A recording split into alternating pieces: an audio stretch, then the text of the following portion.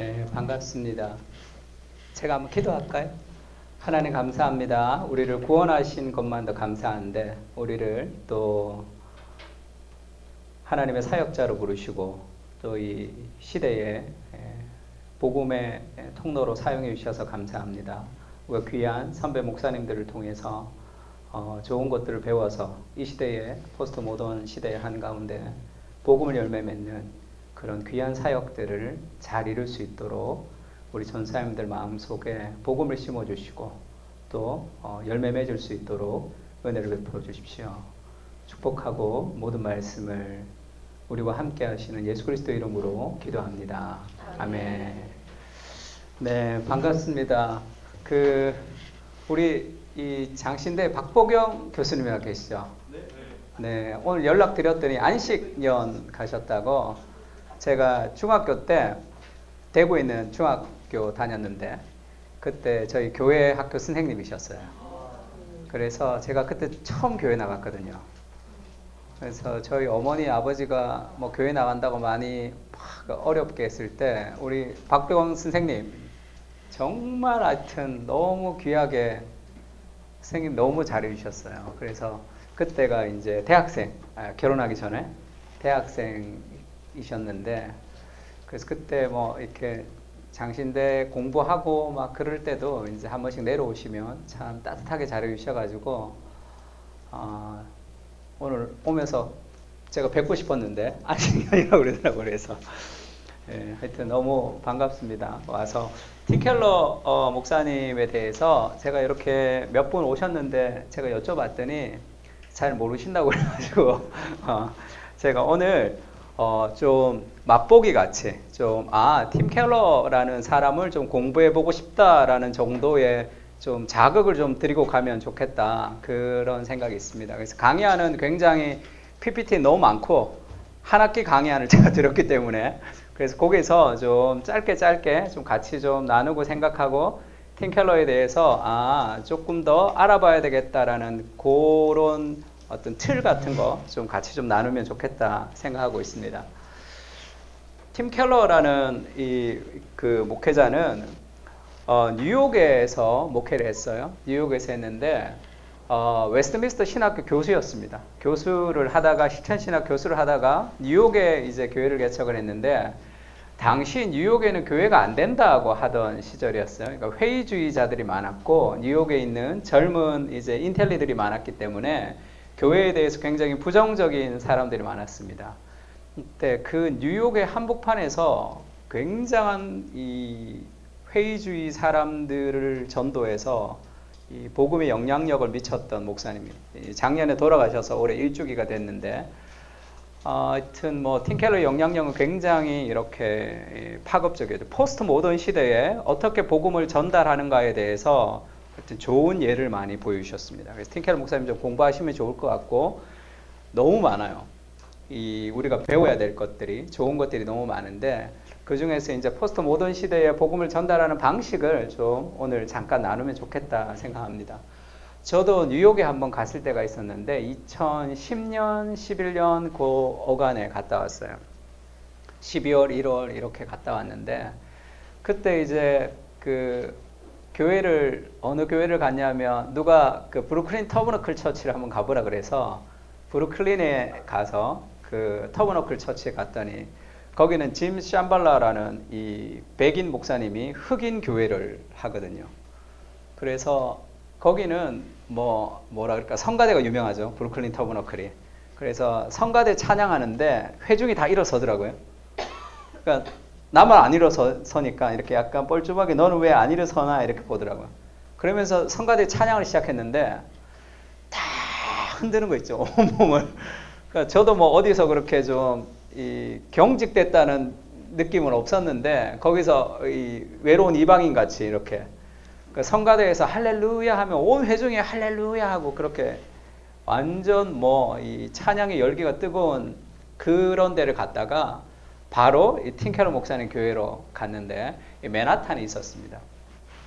여기가 이제 학교를 빌려서 교회가 4개가 있었는데 학교를 빌려서 하는 데를 갔는데 저는 어딘지 모르고 갔어요. 그냥 역에 내리면 된다 그래서 역에 내렸는데 교회가 어딘지 모르겠더라고요. 근데 지하철에서 젊은 사람들이 이렇게 줄을 이어서 가더라고요. 그래서 그냥 따라갔어요. 그냥 따라갔더니 뭐 돌아 이 강의실, 학교 강의실에 이렇게 들어갔는데 정말 이렇게 꽉 차 있습니다. 근데 젊은 사람들이 굉장히 많은데 영창 피아노 같은 게 한 대 있어요. 그리고 찬송가 2곡 부르고 팀 켈러가 설교를 한 40분 하고 성찬을 하고 마치더라고요. 너무 충격을 받았어요. 야, 지금 이게 오늘 같은 이 시대에도 영창 피아노 한 대 놔두고 찬송가 2곡으로 이 많은 젊은 사람들을 이 뉴욕의 한가운데에서 모을 수 있구나라는 그런 충격을 한번 받은 적이 있습니다. 그러니까 왜 그렇게 이 포스트 모던의 사람들이 이 팀 켈러의 설교와 복음에 그렇게 매료됐는가 하면 팀 켈러가 복음을 전달하는 방식과 복음에 대한 이해가 좀 다른데 레슬리 유비긴이 쓴 책 중에 다원주의 사회에서의 복음이라는 책이 있습니다. 혹시 읽어보신 분? 손들. 예, 들어는 봤다. 레슬리 유비긴. 네, 들어는 봤지만 책 읽어보신 분은 없죠. 레슬리 유비긴 책이 다원주의 사회에서의 복음이라는 책이 제가 젊었을 때 대학생 때는 교회에서 많이 읽었어요. 요즘은 잘 읽지 않는데 정말 좋은 책입니다. 그러니까 선교에 대해서 배워야 될 아주 좋은 책이라 꼭 한번 읽어보시면 좋을 것 같아요. 제가 온누리교회에 가서 한번 강의했는데 정말 청년들이 많았는데 다원주의 사회에서 복음 읽어본 사람 그랬더니 아무도 없더라고요. 그래서 요즘 시대가 잘 안 읽는데 한번 강추합니다. 이게 왜 오늘날에 중요하냐면 레슬리 유비긴이라는 사람이 영국 교회가 부흥할 때 그때 이제 선교사로 인도 선교사로 파송해서 나갔습니다. 그리고 나서 한 30년 사역을 하고 다시 영국으로 돌아왔는데 영국 교회가 사양길에 접어든 거죠. 그러니까 교회가 부흥할 때 인도로 갔는데 영국에 다시 왔더니 자기가 인도에 있을 때랑 비슷한 거예요. 사람들이 뭐라 그럴까 이교도의 사회를 온 것 같은 그런 충격을 받았습니다. 근데 문제가 뭐냐면 복음은 이전부터 계속 전했죠. 복음은 계속 전했는데 왜 영국 교회가 몰락해 갔는가? 그러면서 레슬리 유비긴이 그렇게 얘기해요. 밖에 있다가 왔으니까 좀 보이는 게 있었겠죠. 그들은 계속해서 신자 개인의 삶을 위한 내적 활동들에 초점을 맞추면서 사람들을 훈련하고 있었는데 정치, 예술, 사업 등 공공 영역의 세속 사회에서 그리스도인으로서 정체성을 갖고 살아가도록 훈련하지를 못했다는 거예요. 복음은 옛날부터 계속 전했는데 왜 예전에는 통했던 복음이 지금은 통하지 않을까? 복음의 문제가 아니라 전달의 방식에도 문제가 있지 않나 그렇게 생각을 했습니다. 그러니까 유비긴이 이렇게 얘기했어요. 한번 읽어볼까요? 시작.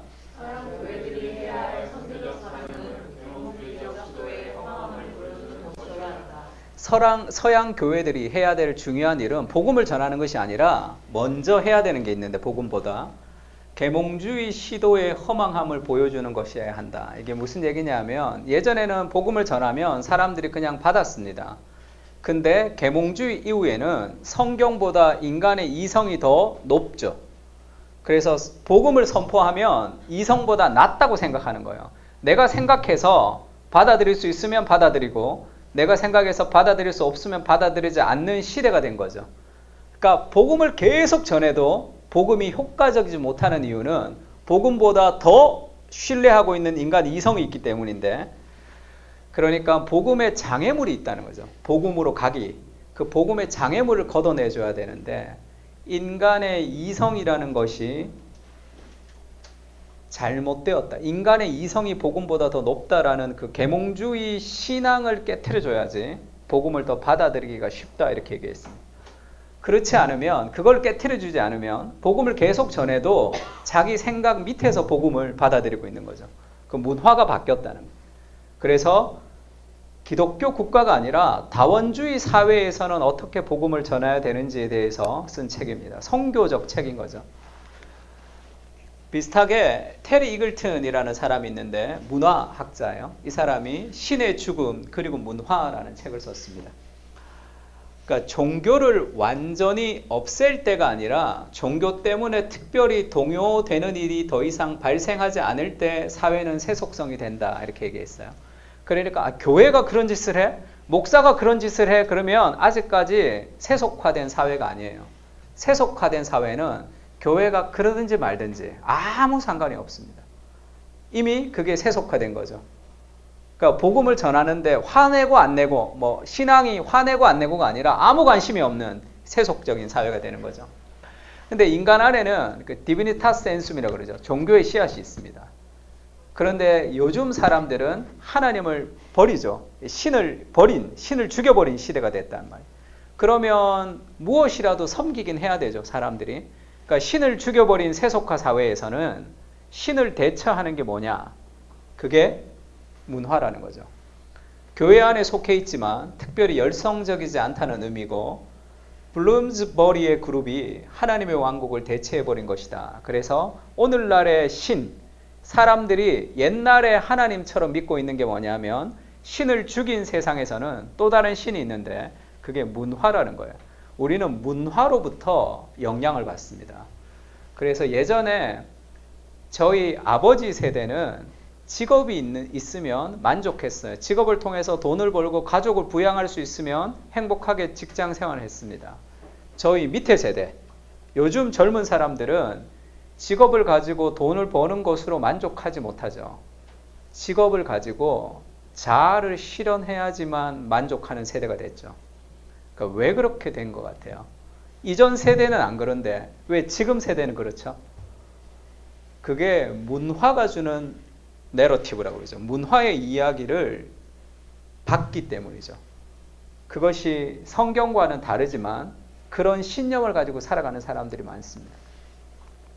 그거를 문화 내러티브라고 그래요. 문화의 서사라고 그럽니다. 그러니까 태어나면서부터 나는 신앙을 가지지 않을 거야 이렇게 생각하는 사람이 없죠. 그러면 그 사람들이 신앙을 가지지 않는 것은 문화의 내러티브의 이 허망함을 드러내주는 방식이 복음을 전달할 때 복음의 장애물을 치워주는 것이다 이렇게 얘기하는 거예요. 왜 문화의 내러티브라고 얘기하느냐 하면 이 데비드 폴리슨이라는 사람이 쓴 논문인데 웨스트민스터 상담학 교수입니다.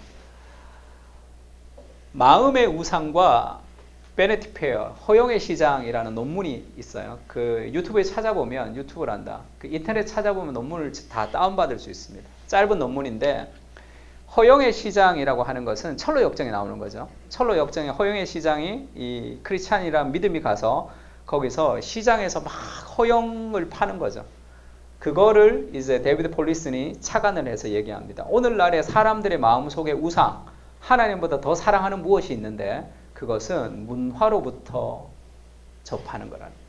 문화가 계속 우리에게 얘기해주고 있는데 그 문화가 어떻게 잘못됐는지를 우리가 분명히 들춰내지 못하면 복음을 왜곡시키면서 사람들은 살아갑니다. 그래서 이 요나서에 보면 이런 말씀이 있어요. 같이 한번 읽어볼까요? 시작.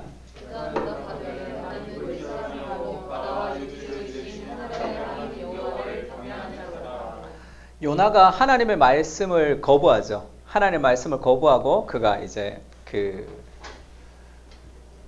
도망을 갑니다. 그러다가 이제 선장이 폭풍이 쳤을 때 묻죠.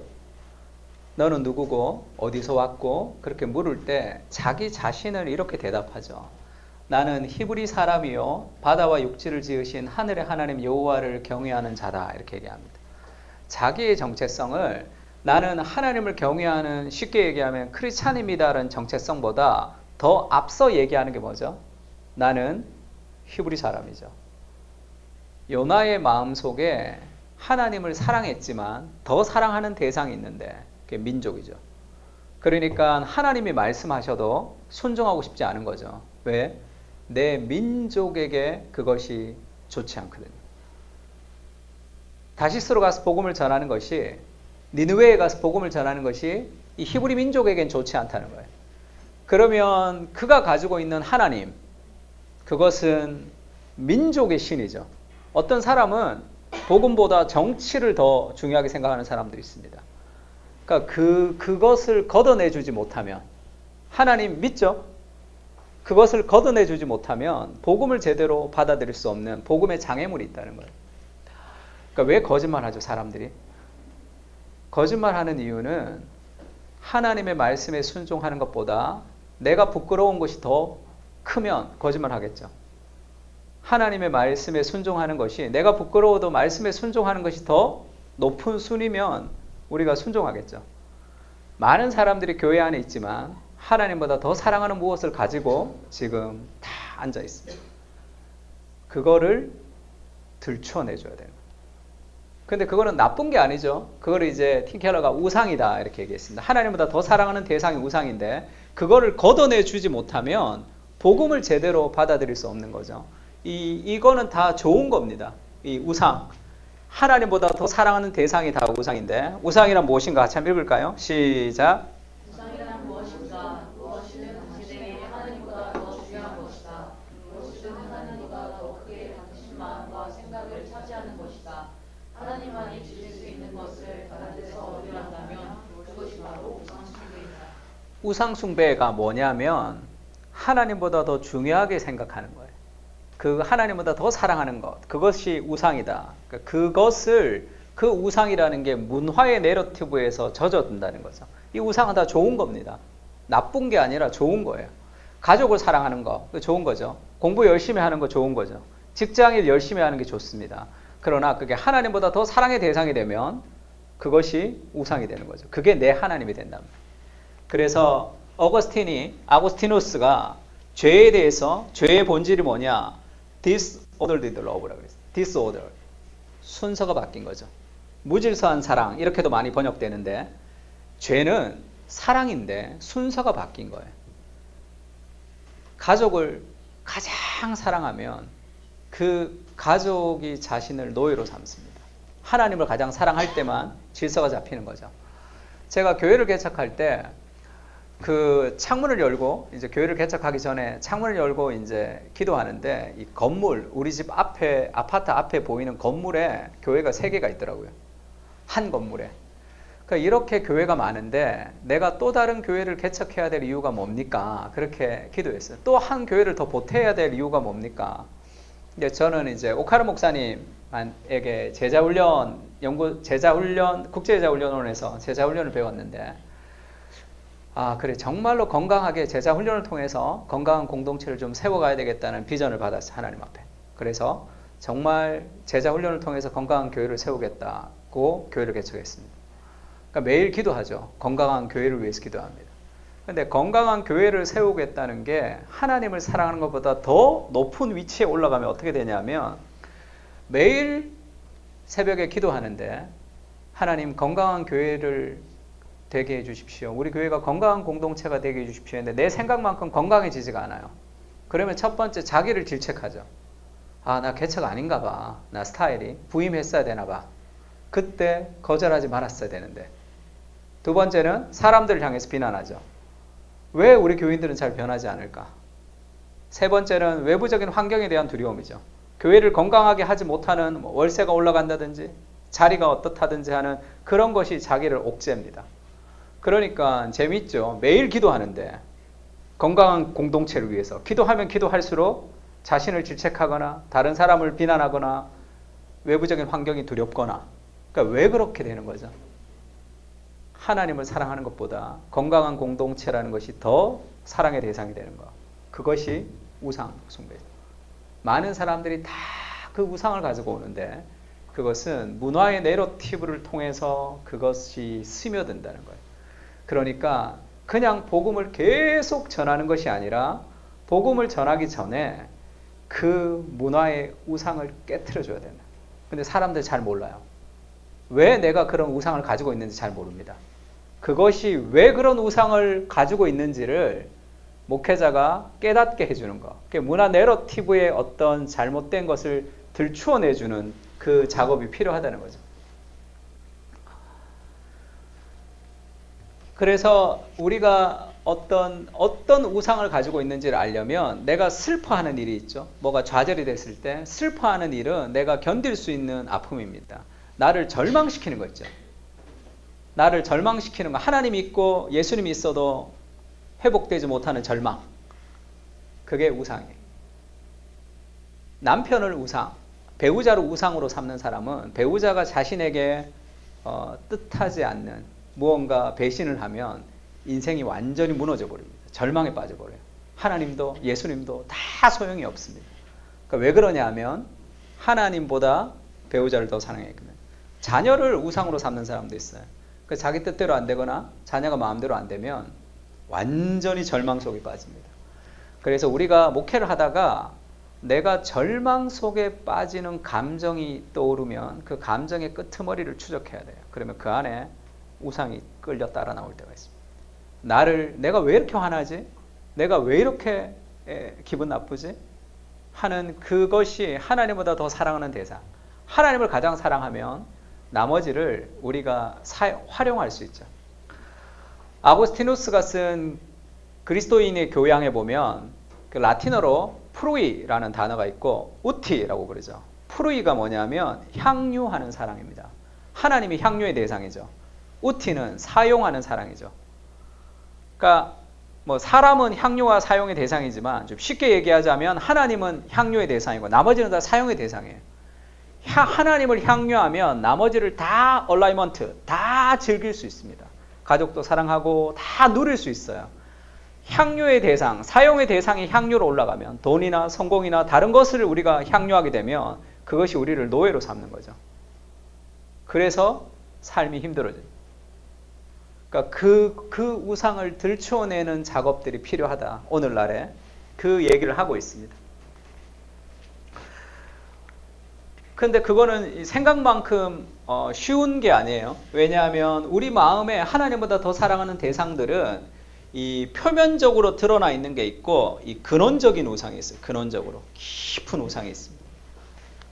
그걸 팀 켈러가 이렇게 4가지 정도로 이렇게 얘기했는데 어떤 사람은 어떤 사람은 돈을 막 쓰는 사람이 있어요. 돈이 우상이 된 사람. 어떤 사람은 돈을 전혀 안 쓰는 사람이 있어요. 근데 돈을 막 쓰는 사람은 돈을 막 쓰면서 내가 뭔가 된 것 같은 느낌이 들 때가 있고 어떤 사람은 돈을 절대로 안 쓰면서 이 통제를 통해서 내가 뭔가가 이렇게 안정감을 느끼는 사람이 있습니다. 그러면 그 사람 마음속에 돈 쓰고 안 쓰고가 중요한 게 아니라 그 마음에 깊은 우상이 있는데 그게 통제죠, 통제. 그래서 팀 켈러의 책 보면 그런 얘기가 나와요. 어떤 목사님이 목회자가 되기 전에 많은 여자들과 연분을 뿌리던 플레이보이였어요. 근데 은혜를 받고 이제 목회자가 됐습니다. 그래서 가정에 충실한 그런 남편이 되어서 열심히 목회를 했는데 희한하게 그분은 어느 단체에서 회의만 하면 자기가 리더가 아닌데도 리더 역할을 해야 되는 거예요. 그러니까 계속 갈등이 있는 거죠. 그러니까 왜 그렇게 됐냐는 거죠.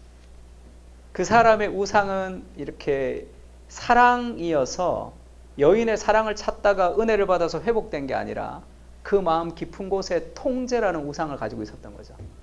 그게 여자였다가 이제는 리더십으로 껍데기는 바뀐 거예요. 그 마음에 깊은 뿌리 깊은 우상을 제거하지 못하면 행위만 바뀔 뿐입니다. 그래서 팀 켈러의 사사기에 보면 그렇게 얘기해요. 이스라엘에 섬겼던 신들은 모두 그들이 억압했던 민족들의 신들이었다는 거예요. 에웃이 아람에서 그 다음에 모압과 암몬에서 그러면서 그렇게 얘기합니다. 우상숭배는 종살이로 이어지고 종살이는 다시 우상숭배로 이어진다. 이 패턴이 오늘날에도 동일하죠. 인간 관계에서 목적을 찾는 사람은 관계에서 실패하면 다른 신을 찾아가게 됩니다. 이 바뀌는 거죠. 여러 가지. 그러니까 인간의 마음의 근원적인 그 삶의 어떤 하나님보다 더 사랑하는 대상을 찾아내어서 그것을 밝혀주지 못하면 정말 복음이 그 삶의 마음 깊은 곳에 심어지지 못한다는 거예요. 그러면서 마음을 향한 설교와 문화를 향한 설교 이렇게 얘기합니다. 마음을 향한 설교는 이 preaching to the heart, 이 그리스도의 아름다움을 심어주는 설교라면 문화를 향한 설교는 복음의 장애물이 되는 것을 걷어줘야 된다는 거예요. 사람들에게. 다 하나님보다 더 사랑하는 우상을 가지고 이 교회에 앉아 있는 거죠. 그거를 걷어내주는 작업이 필요하다 이렇게 얘기합니다. 그러니까 서로 연결되어 있는데 문화 내러티브가 각 개인의 정체성과 양심, 실제를 이해하는 것에 깊은 영향을 미치기 때문이다. 설교에서의 문화 참여는 타당성을 보이기 위한 것이 목적이 되어서는 안 되며 오히려 청중의 삶의 근본을 발가벗기기 위함이어야 한다. 그 사람들의 생각을 다 걷어내줘야 된다. 그걸 문화 참여, 이게 cultural engagement라고 얘기했습니다. 이것이 미로슬라브 볼프가 쓴 책 중에 광장에선 기독교란 책이 있어요. 굉장히 좋은 책. 그 볼프가 그렇게 얘기하죠. 문화라는 것을 우리가 기독교 국가인 것처럼 강압적으로 문화를 변혁시키는 것도 안 되고 그 문화를 그냥 수용하는 적응하는 것도 안 되고 문화를 참여해야 된다. 이렇게. 참여가 뭐냐 하면 living without departing이라고 그래요. 머물고 있지만 다르게 사는 거예요. 떠나지 않으면서 다르게 사는 거. 우리가 문화를 함께 향유합니다. 우리는 이원론자가 아니죠. 함께 그 문화 속에서 향유하지만 거기서 다르게 사는 삶을 통해서 우리가 세상의 빛과 소금의 역할을 하는 거죠. 그래서 팀 켈러의 설교의 과정을 보면 이 문화를 향해서 설교하는데 우상을 드러내는 과정이에요. 그리스도 중심 설교에 대해서 좀 공부를 하신 분들은 이 브라이언 채플이 말하는 FCF라고 표현이 있는데 The Fallen Condition Focus라고 설교를 할 때 뭐가 중요하냐면 인간의 타락한 상황, 인간의 한계 상황을 드러내줘야 된다고 얘기하는 거죠. 그래서 그리스도를 초청할 수 있도록 그 문화의 내러티브를 드러내는 과정이 있고 그 다음에 마음을 향해서 설교하는 그리스도 중심의 설교가 있고 적용이 있습니다. 오늘 요 얘기를 조금 이렇게 듣고 가면 좋을 것 같은데 다른 것들은 다른 책에도 좀 알 수 있지만 이 부분은 팀 켈러가 굉장히 탁월하게 하는 방식인데요. 우리가 교리를 가르칠 때도 마찬가지죠. 탈기독교 시대의 전도를 보면 우리가 교리를 가르칠 때도 켈빈의 기독교 강요 같은 거 보면 어때요? 그 학생들에게 좀 기독교 강요 가르칠 때 어려운 게 뭐냐면 그 당시 카톨릭하고 싸우고 욕했던 게 뭐 거의 3분의 1 이상 차지해요. 그래서 그거를 좀 빼고 가르쳐야 된다는 얘기도 있고 카톨릭도 모르는데 그 얘기 자체를 더 어려워하기도 합니다. 그러니까 왜 이 켈빈이 그런 방식으로 기독교 강요를 썼냐 하면 성경의 교리를 사용해서 세상의 문화가 제시하는 신념을 무너뜨리되 그 문화의 내러티브는 답변하지 못하는 인간 내면의 물음에 대답을 주는 작업을 해야 한다. 교리문답은 성경의 가르침을 제시하여 로마 카톨릭의 오류를 드러내는 데도 목적이 있었다. 그 당시에 문화의 내러티브를 깨트려주는 목적이 있었다는 거예요. 사람들의 그 당시에 생각하는. 그러면서 바른 세계관을 건설하는 작업만이 아니라 당시의 지배적인 세계관을 해체하는 작업도 함께 수행했다는 거죠. 그래서 교리문답들을 보면 대부분 당시의 문화의 내러티브를 제거하고 그 문화가 답하지 못하는 해결책을 복음으로 제시하는 방식으로 전달했다는 거예요. 그런 방식으로 우리가 오늘날도 복음을 그렇게 전달해야 된다 얘기하고 있습니다. 그래서 세속의 문화의 내러티브들을 평가하면서 동시에 도전하는 방식이죠. 그래서 성경의 주제와 교리와 진리들을 제시하는 법을 배워야 됩니다. 문화의 내러티브를 평가하고 도전할 수 있는 방식이 복음을 전달하는 데 굉장히 효과적이라는 거죠. 그래서 그 문화적 내러티브를 우리가 드러내서 성경의 메시지와 대조를 할 때 사람들이 설교를 들으면서 그리고 교회 생활하면서 아, 그래서 내가 이런 식으로 생각했던 거구나. 아, 그래서 내가 이렇게 살았던 거구나 라는 것을 알게 해줘야 되는 거예요. 왜? 사람들은 모르고 삽니다. 그냥 문화가 주는 내러티브에 젖어서 살아가는 거예요. 그래서 하나님보다 더 중요한 무엇을 늘 찾고 있습니다. 성경 읽을 시간도 없죠. 왜? 무언가 또 다른 하나님을 섬기고 있기 때문에 그렇습니다. 그래서 이 문화의 내러티브의 모습을 어떻게 드러내주는가를 변증학이라고 그러죠. 코넬리우스 반틸의 전제주의 변증이라는 게 있습니다. 그 반틸의 전제주의 변증을 가지고 와서 팀 켈러가 문화의 내러티브를 드러내주는 방식으로 사용을 합니다. 반틸이라고 들어봤죠. 코넬리우스 반틸이라는 이 변증학 교수님이 계셨는데 우리나라에도 반틸에서 배운 제자들이 많습니다. 근데 반틸은 좀 성격이 좀 이렇게 싸나웠어요. 그래서 이슈 파이터, 그러니까 요즘도 우리나라에서도 반틸에게 배운 반틸을 사랑하는 반틸의 제자들은 이슈 파이터입니다. 막 공격하고 싸우는데 강해요. 그게 반틸의 스타일입니다. 그래서 이 프란시스 셰퍼가 반틸에게 그 한 학기를 배우고 라브리를 갔는데 둘이 사이가 안 좋았대요. 그래서 에드먼드 클라우니가 총장을 할 때 두 사람을 이렇게 만나게 해서 그 교수실 안에서 둘이 이렇게 대화 좀 하라고 붙여놨대요. 2시간 동안 둘 다 한마디도 안 했다는. 그리고 갔던 성격이 하여튼 장난 아닌 그 사람들이었어요.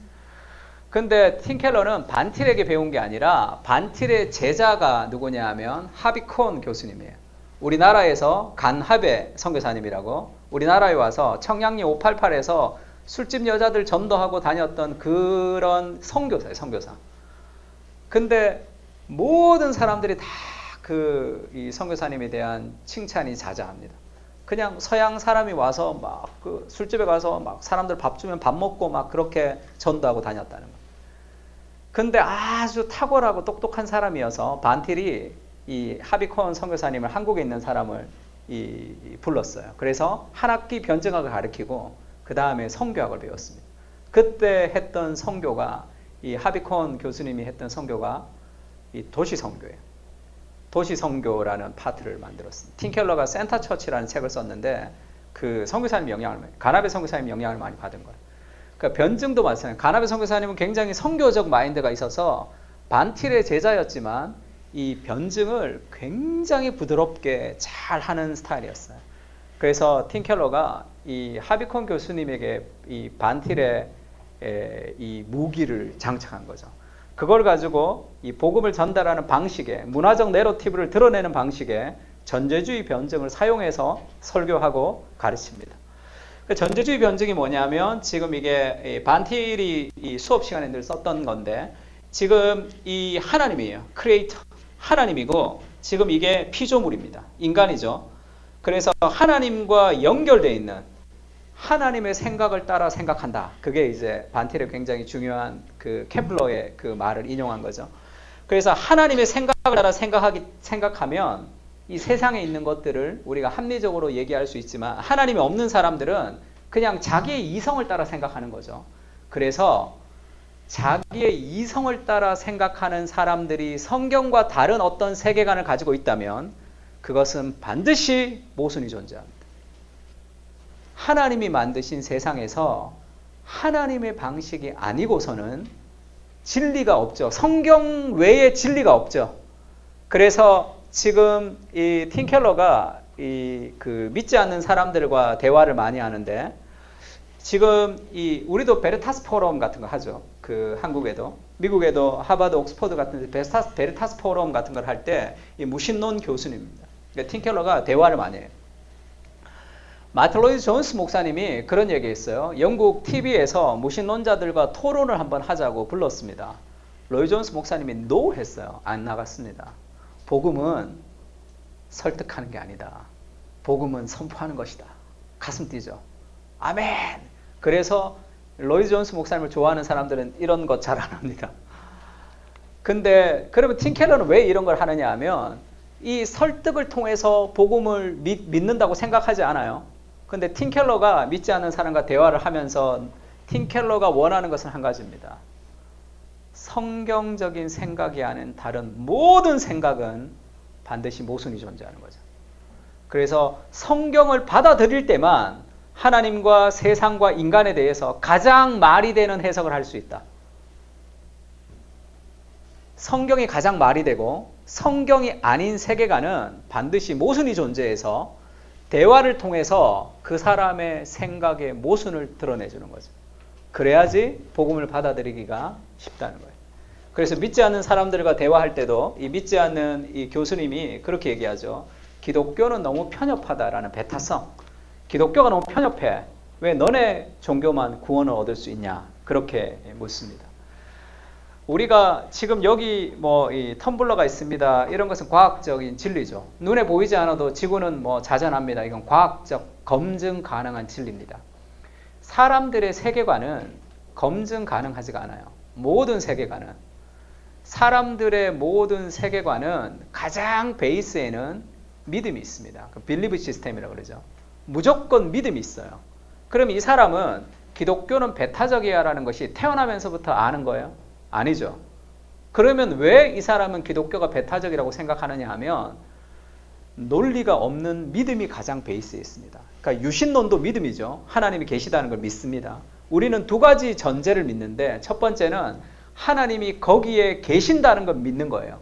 근데 계시면 우리가 알 수 없죠. 하나님이 거기서 우리를 알려주셔야 되니까. 하나님이 거기에 계시고 거기에서 우리에게 말씀하신다는 것을 믿음으로 받아들이는 거예요. 그래서 셰퍼가 거기 계시는 하나님이라는 책을 썼고 셰퍼의 세 번째 책이 뭐죠? 거기에 계시며 말씀하시는 하나님이죠. 그 말씀이 뭐죠? 성경이잖아요. 그래서 성경을 베이스로 해서 우리는 믿음을 쌓아갑니다. 그러니까 성경이라는 기초가 있기 때문에 합리적이에요. 우리는 훨씬. 믿지 않는 사람은 그 무신론은 뭐냐 하면 무신론도 믿음이에요. 증명할 수 없습니다. 야, 하나님 계신 거 증명해봐. 증명 가능하지 못해요. 가장 베이스에는 믿음이 있습니다. 그러면 하나님 없는 거 증명해봐 해도 증명할 수 없어요. 그것도 믿음이에요. 근데 합리적으로만 생각하면 선입견을 다 배제하고 합리성과 합리성으로 붙으면 유신론보다 무신론이 믿음이 더 커야 돼요. 엄청나게 큰 믿음. 사실 하나님을 믿지 않는 사람은 더 큰 믿음을 가져야 돼요. 우리는 합리적인 믿음이죠. 근거가 있습니다. 성경이라는. 근데 근거 없는 믿음이에요. 그래서 모든 사람들의 베이스에는 믿음이 존재하는 거고 성경과 다른 믿음이라는 건 다 모순이 존재합니다. 그것을 드러내주는 방식으로 복음을 전달하는 거예요. 복음의 장애물을 치우는 거죠. 기독교는 배타적이야. 왜 너네 종교만 구원이 있어? 라고 얘기할 때 기독교가 배타적이지 않다는 것을 아무리 설명해도 사람들이 받아들이지 않습니다. 그렇게 말하는 사람들의 신념을 밝혀줘야 되는 거예요. 그래서 그것을 리버 페이스, 믿음의 도약이라고 그래요. 그 가장 베이스에는 어떤 빌리브 시스템이 있기 때문에 그래요. 모든 사람들이. 그래서 모든 신념이나 세계관 속에는 자명한 사실이나 과학적으로 증명할 수 없는 어떤 믿음이 뿌리에 있습니다. 그러니까 성경과 다른 어떤 생각을 가지는 모든 사람들은 다 모순이 존재하는 거예요. 그거를 모순인지를 모르고 살아가는 거예요. 그 모순을 드러내주면서 그 믿는 것이 무너질 때 복음이라는 전제를 다 받아들일 확률이 많은 거죠. 기독교는 편협해. 왜 너네 종교만 구원이 있어? 라고 얘기하는 사람이 있다면 그러면 이 사람의 신념, 빌리브가 뭐냐면 진리는 하나가 아닌 거죠. 진리는 하나가 아니야 라는 걸 믿고 있는 거예요. 그러면 기독교에만 구원이 있다라는 이 복음은 진리는 하나죠. 예수 그리스도 외에는 다른 진리가 없다는 거 우리가 믿습니다. 근거가 뭐냐? 성경이죠.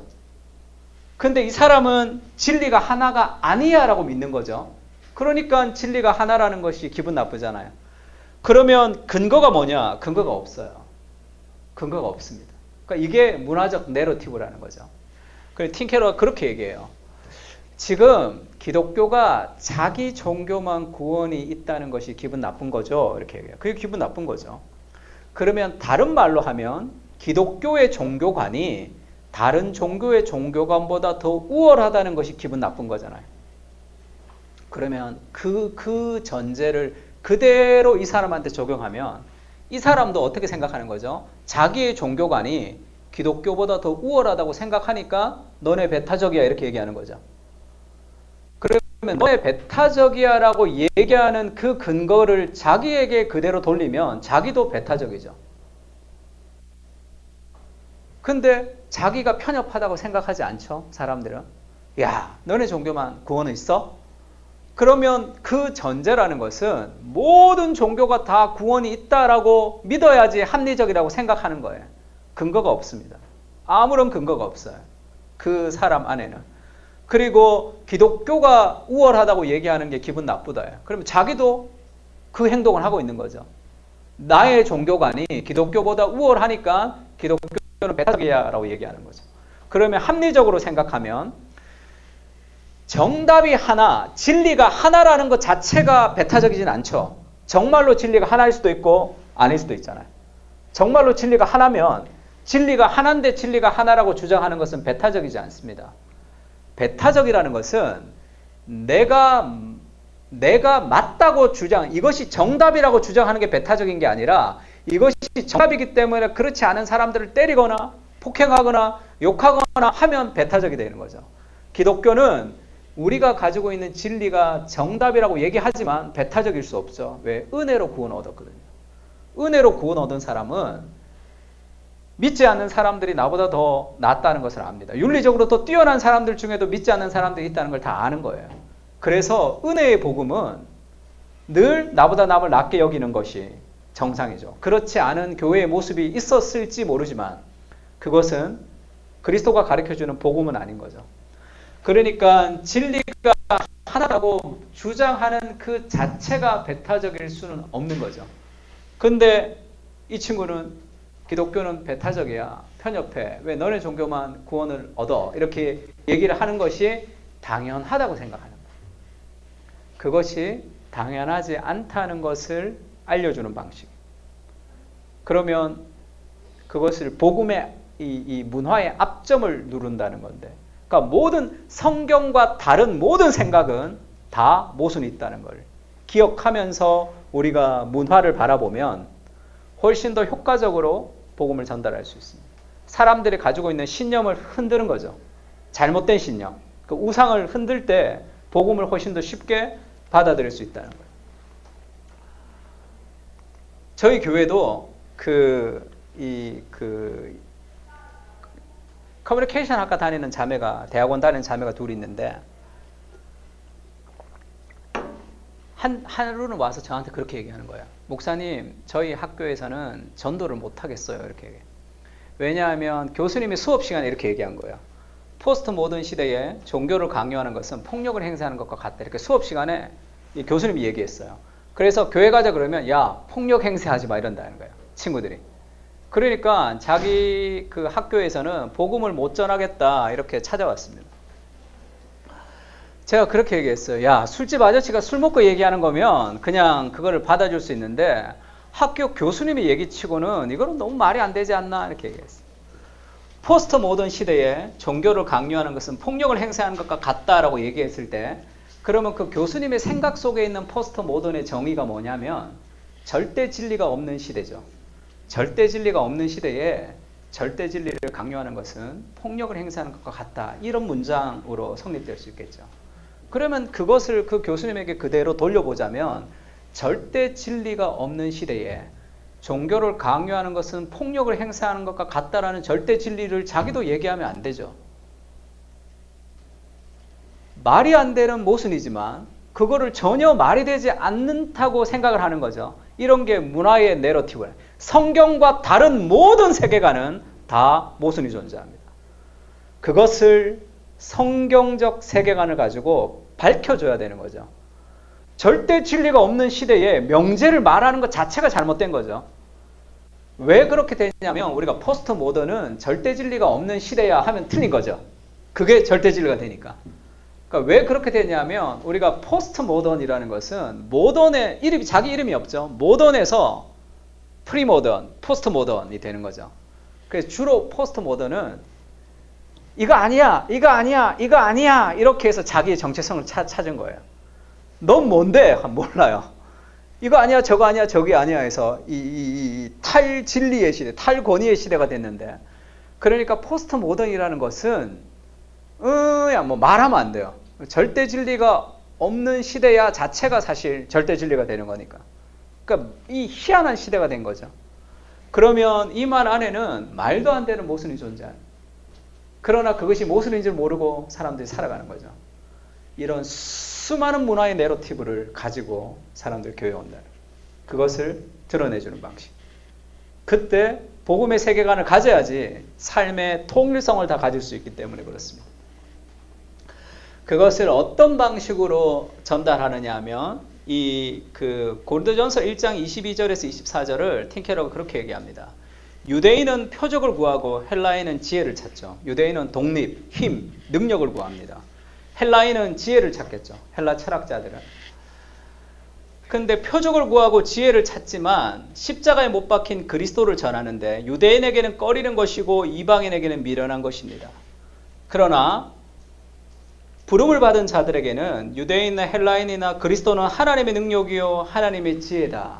이게 어떤 표현이냐면 유대인이 표적을 찾고 헬라인이 지혜를 찾는 이유가 뭐냐면 그 갈망, 그들이 찾는 문화의 내러티브를 찾는다는 것은 무언가 부족하다는 거죠. 우리가 하나님 안에서 안식할 때까지 우리가 쉴 수 없었나이다. 그렇게 고백록에서 아고스티누스가 고백할 때 인간은 하나님이 아니고서는 쉴 수 없는 갈망이 있다는 뜻이잖아요. 그러니까 유대인이 표적을 찾고 헬라인이 지혜를 찾는 것은 사실 하나님을 찾는 거예요. 뭔가 내 삶에 만족이 없으니까 하나님 만나면 만족하는데 그래서 그 찾는다는 것을 긍정하라는 거죠. 그래서 그거를 yes, 긍정해 줘야 됩니다. 찾는 것 자체는 하나님을 찾는 거니까. 그러나 그들이 찾는 표적과 지혜를 그리스도가 줄 수는 없죠. 그리스도는 그들이 찾는 지혜와 표적이 아니라 십자가는 꺼리는 것과 미련한 것이 됩니다. 그러나 궁극적으로 그들이 찾는 능력과 지혜가 그리스도 안에 있다라고 얘기하는 거예요. 다시 얘기하면 어떤 사람은 성공을 찾고 어떤 사람은 돈을 찾죠. 어떤 사람은 사랑을 찾습니다. 근데 그들이 찾는 것은 돈과 사랑이 아니에요. 돈을 통해서 얻고 싶어하는 궁극적 만족을 찾는 겁니다. 인간은. 성공을 통해서 얻고 싶어하는 궁극적 만족을 찾는 거예요. 그게 돈과 성공에는 없기 때문에 재벌집 3세들이 다 드럭을 하고 그런 거 아니겠어요? 그러니까 그들이 돈을 찾고 성공을 찾고 사랑을 찾는 것은 하나님을 찾는 거예요. 그건 좋은 거죠. 그러나 그들이 찾는 성공과 돈은 그들이 찾는 궁극적 그것이 아닌 거예요. 그래서 십자가는 그것이 아니다라고 얘기하는 거죠. 미련한 것이고 꺼리는 것이 됩니다. 복음은 도전하는 거예요. 그들을 긍정하지만 복음은 도전하는 겁니다. 근데 그들이 돈을 통해서 찾는 궁극적 만족, 그들이 사랑을 통해서 찾고 싶어하는 그 궁극적 만족은 그리스도 안에 있다는 거죠. 하나님의 능력과 하나님의 지혜. 그들이 찾는 것을 긍정하면서 그러나 그들이 찾는 그것이 그들이 찾는 그곳에 있는 것이 아니다라는 것을 도전하면서 그들이 찾는 궁극적 만족은 결국 복음 안에 있다는 것을 보여주는 방식. Yes, No, but Yes의 방식으로 전달하는 거죠. 그래서 그 사람들의 그런 모든 우상에 사모하는 것들을 이렇게 긍정하는 거죠. 제가 제자 훈련하는데 제자 훈련하면 그 이제 시간표를 내야 돼요. 내가 어떻게 살았는지에 대한 시간표를 제출합니다. 그래서 늘 뭐 회사에서 이렇게 오면 시간이 너무 부족하대. 말씀 읽을 시간도 부족하고 기도할 시간도 부족해서 숙제를 잘 못해요. 그래서 목사님 너무 바빠서 요즘 시간이 너무 부족합니다 그러는데 눈물의 여왕은 늘 2시간씩 들어가 있더라고요. 그게. 야, 그렇게 시간이 부족한데 이걸 뭐 이렇게 열심히 보냐 그랬더니 뭐 제가 어제 물었더니 지난주 주일날 물었더니 목사님 오늘 마지막입니다 이렇게 얘기하더라고요. 그러니까 왜 그렇게 사람들이 그렇게 드라마에 열광하죠? 눈물의 여왕에 왜 그렇게 열광합니까? 인간 안에는 영원한 사랑에 대한 갈망이 있어요. 그리고 나를 완전히 문제를 해결해 주면 좋을 것 같은 구원자에 대한 갈망이 있거든요. 그것을 C.S. 루이스가 천국을 향한 갈망이다 이렇게 얘기하죠. 야, 뭐 그런 드라마냐 보냐. 성경이나 읽어. 그렇게 이원론적으로 얘기하는 것이 아니라 너희가 그렇게 그 드라마에 매료되며 그렇게 푹 빠져서 김수현을 아리를 하는 이유는 영원한 사랑에 대한 어떤 갈망이 있기 때문이에요. 현실에서 충족되지 못하는 그 영원한 사랑이 그리스도 안에 있는 건 사실. 내가 이미 그 영원한 사랑을 받고 있다는 것을 알 때.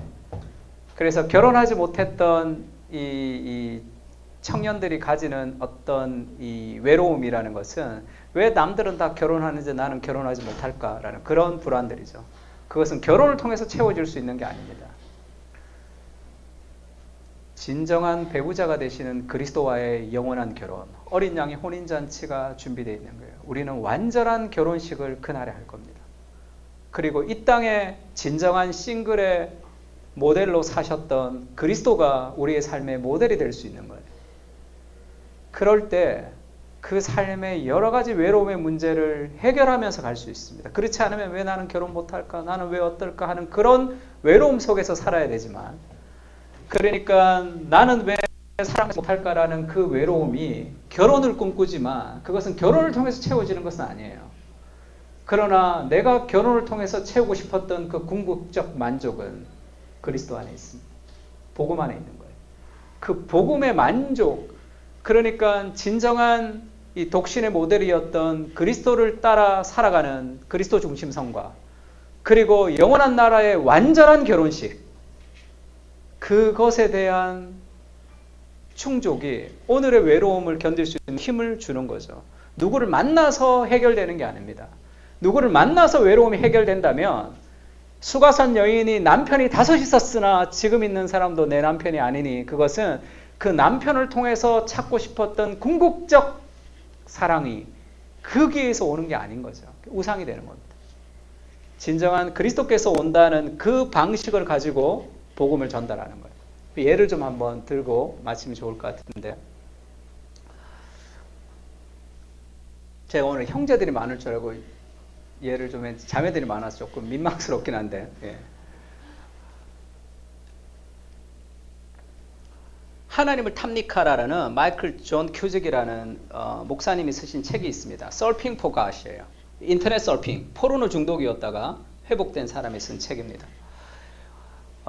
체스턴이 말하는 말 중에 그런 말이 있어요. 창녀촌의 문을 두드리는 사람은 예외 없이 천국의 문을 두드린다, 이렇게 얘기했습니다. 이게 무슨 얘기냐면, 우리는 내가 여기 있어요. 그 다음에 하나님이 저기 있습니다. 근데 성과 마약과 술과 그런 거는 하나님으로부터 멀어져 있다고 생각하는 거예요. 그래서 내가 하나님으로부터 떨어진다고 생각합니다.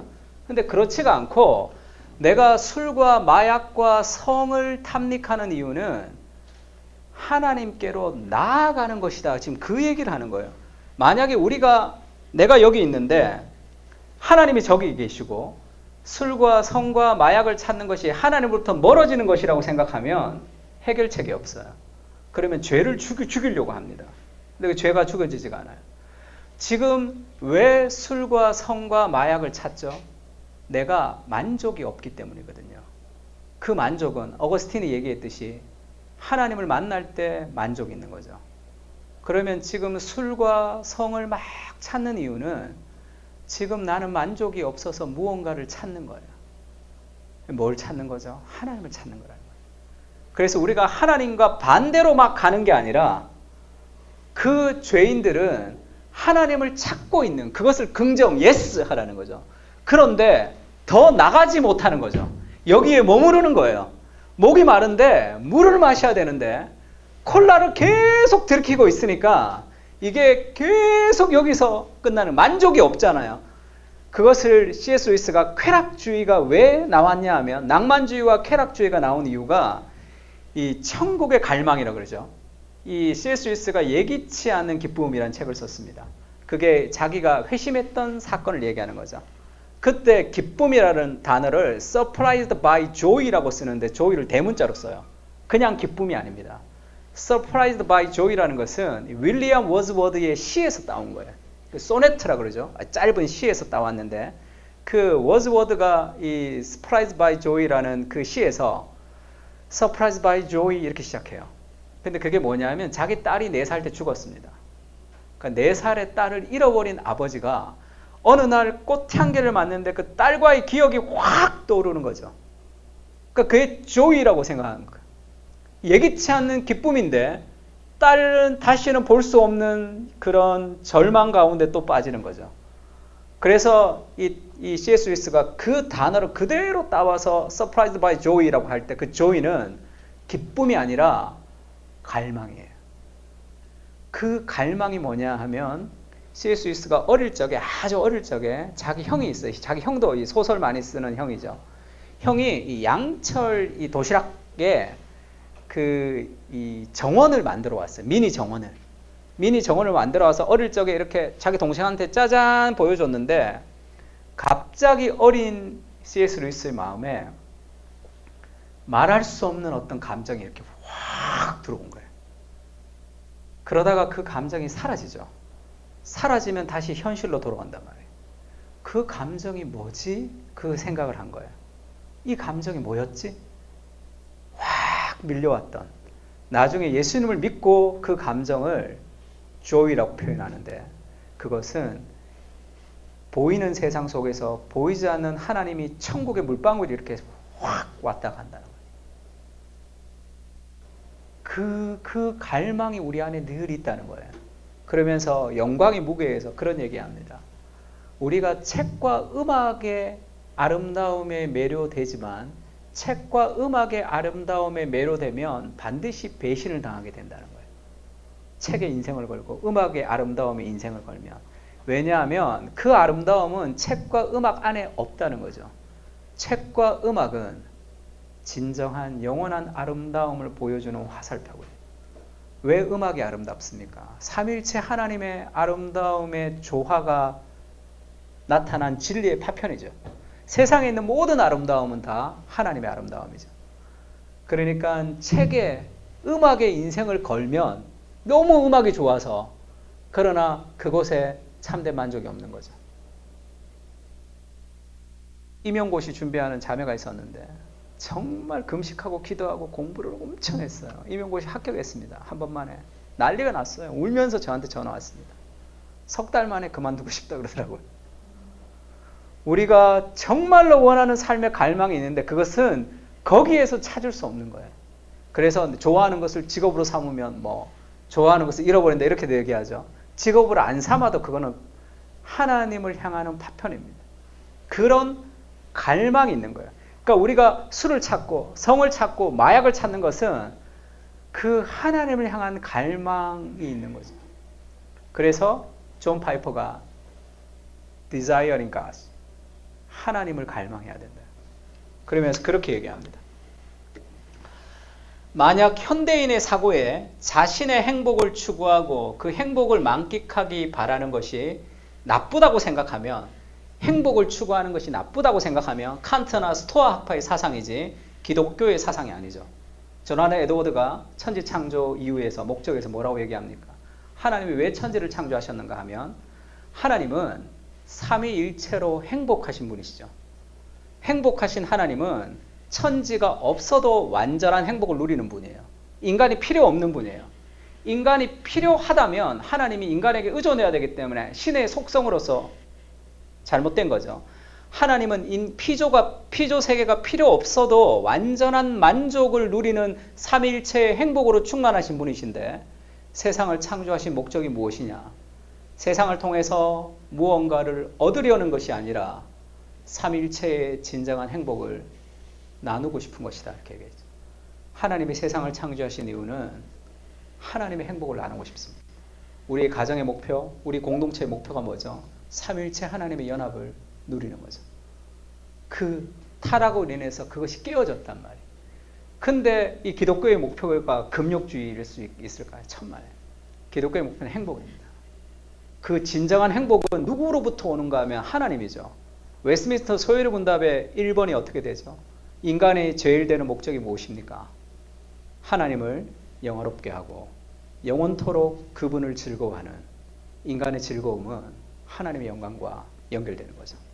가장 즐거운, 가장 큰 쾌락, 그것은 하나님을 만날 때만 알 수 있는 것. 그래서 존 파이퍼가 desiring God, 하나님까지의 가라 그러고 자기를 뭐라고 얘기해요? 기독교 희락주의자 이렇게 번역했습니다. 우리나라에서는. 크리스찬 헤도니스트예요. 헤도니즘은 쾌락주의죠. 기독교 쾌락주의자예요. 기독교는 쾌락의 종교라는 거죠. 진정한 쾌락, 완전한 즐거움, 그것이 하나님 안에서 안식할 수밖에 없었다고 고백했던 어거스틴이 얘기했던 그 고백이죠. 그래서 내가 어떤 꽃의 향기보다, 어떤 사람을 안는 것보다, 어떤 맛있는 음식을 먹는 것보다 먹어도 질리지 않는 음식이며 안아도 만족이 없는 그 풍성한 안음, 내가 하나님을 사랑할 때 말입니다. 어거스틴이 그렇게 고백하죠. 그 모든 세상에 있는 아름다움과 만족은 진정한 만족 대신 하나님을 향한 화살표다. 그것을 통해서 하나님께 나가면 우리가 그것을 다 누릴 수 있는 거죠. 즐길 수 있는 겁니다. 그러니까 기독교는 행복의 종교인데 복음서가 당당하게 약속하는 보상, 그 엄청난 보상들을 생각하면 우리 주님께서는 우리의 갈망이 너무 강하기는커녕 약하다고 말씀하십니다. 성과 마약과 술을 찾는 것은 그것에 만족하는 거예요. 갈망이 적은 거예요. 그 정도로 만족하면 안 돼. 그러니까 계속 찾는 거잖아. 더 갈망해야지. 그래야지 하나님을 만날 때 그 갈망이 해소가 되는 거죠. 그래서 그렇게 얘기합니다. 우리는 무한한 기쁨을 준다고 해도 술과 섹스, 야망에만 집착하는 냉담한 피조물들이다. 마치 바닷가에서 휴일을 보내자 말해도 그게 무슨 뜻인지 상상하지 못해서 그저 빈민가 한 구석에서 진흙파이나 만들며 놀고 싶어하는 철없는 아이와 같다. 우리는 너무 쉽게 만족한다. 이렇게 얘기했습니다. 그러니까 인간이 찾는 어떤 갈망이 있다는 것은 그것은 다 하나님을 찾는 거예요. 너는 죄 짓는 거지. 그렇게 말하는 게 아니라 그러면 죄를 어떻게 극복할 수 있냐면 죄보다 하나님을 더 사랑하는 것으로 극복할 수 있죠. 그래서 윤리를 선포해야 되는 것이 아니라 복음, 그리스도의 아름다움을 선포해야 된다 얘기합니다. 죄보다 하나님을 더 사랑할 때만 죄를 극복할 수 있기 때문에 그래요. 아니면 죄를 죽이려고 아무리 노력해도 안 됩니다. 그 갈망을 해결할 수 없기 때문에. 그치가 없죠. 본능이니까. 그 갈망은 하나님만으로만 완전히 채워질 수 있기 때문에 그렇죠. 그래서 죄와의 한판 싸움이 아니에요. 죄보다 하나님을 더 사랑할 수 있도록. 그래서 죄에 대한 갈망을 긍정하는 거죠. 왜? 하나님을 찾고 있는 거니까. 그러나 네가 찾는 죄는 궁극적으로 네가 원하는 그것을 줄 수 없다. 그렇게 복음이 도전하는 것이고. 그러나 네가 술과 성과 마약을 통해서 찾고 싶어 했던 궁극적 만족은 그리스도 안에 있는 거죠. 그 복음이 삶을 변화시키는 방식으로 전달하는 문화적 내러티브를 드러내고 복음을 선포해서 그 복음으로 삶으로 적용하는 방식으로 설교를 합니다. 그래서 켈빈이 기독교 강요에서 그렇게 얘기하죠. 경건이라는 것은 하나님을 향한 사랑과 경외의 균형이에요. 근데 경건한 사람은 지옥이 없어도 하나님의 말씀에 순종한다는 거예요. 왜냐하면 하나님의 마음을 아프게 하고 싶지 않기 때문이죠. 죄의 형벌이 아니라 우리는 모든 죄로부터 자유함을 얻었는데 그러면 더 죄를 짓지 않을까? 이렇게 얘기하죠. 그래서 유보적 칭의론 이렇게도 얘기합니다. 구원을 미리 주면 죄를 짓는다. 그러니까 도덕적으로 타락한다. 그래서 유보적 칭의론을 해야지 마지막까지 구원을 얻을 수 있을지 없을지 그렇게 해야지 더 도덕적으로 살아간다. 이렇게 얘기하는데 저는 그렇게 생각하지 않습니다. 그리스도가 목숨을 보내셨으면 이미 우리를 구원하셨거든요. 어떤 죄의 형벌도 우리는 자유하단 말이에요. 그러면 죄를 어떻게 이기는가? 하나님의 마음을 아프게 하고 싶지 않기 때문에 죄를 이기는 거죠. 그렇지 않으면 자신의 목적을 위해서 그러면 죄를 이길 수 없습니다. 누가 막 놀자 그러고 대학을 갔는데 막 나이트 가자 그러고 막 그랬는데 놀고 싶은 마음이 없는 게 아니라 열심히 그 유혹을 뿌리치고 공부하는 사람이 있다면 너 왜 공부하냐 물으면 그 친구가 그렇게 얘기하는 거예요. 자기 엄마가 하나밖에 없는 소 팔아서 자기를 대학 보낸 거예요. 그러면 놀고 싶은 마음이 없어서 안 노는 게 아니죠. 그 본능과 싸우는 게 아닙니다. 그거를 사랑하는 마음, 죄를 사랑하는 마음 늘 있죠, 우리 안에. 그러나 더 큰 사랑이 있을 때 그걸 거부하는 거죠. 저는 30년 이상 담배 폈던 골초 아저씨가 하루 만에 담배 끊는 것도 봤어요. 자기를 위해서 담배를 끊으려고 그러면 못 끊겠죠. 와이프가 폐암에 걸렸거든요. 그러니까 담배 꼴도 보기 싫다. 틴켈러가 그렇게 얘기합니다. 복음적 회개와 율법적 회개의 차이가 무엇이냐 하면 율법적 회개는 죄에 대한 형벌에 두려워서 기도하는 겁니다. 회개하는 거죠. 그러면 죄에 대한 사랑이 그대로 있기 때문에 죄가 해결되지 못해요. 복음적 회개는 내가 내 죄로 인해서 하나님의 마음이 아프다는 것에 대한 아픔이기 때문에 죄를 미워하게 됩니다. 건강을 위해서 담배 끊어야지 하면 담배에 대한 사랑이 남아있는 거예요. 와이프가 폐암이 걸리니까 담배라는 것에 대한 분노가 너무 큰 거죠. 그래서 담배를 안 피면 30년 골초로 담배를 피다가 담배를 안 피면 어떻게 되는지 알아요? 온몸을 다 긁어요. 하루 종일. 가렵다는 거예요. 나중에 알고 봤더니 피가 이렇게 이 혈관이 좁아져 있다가 건강해지는 거죠. 피가 너무 빨리 흐르니까 너무 가려운 거예요. 죄를 이기는 것도 마찬가지죠. 죄를 사랑하는 것도 하나님을 찾는 겁니다.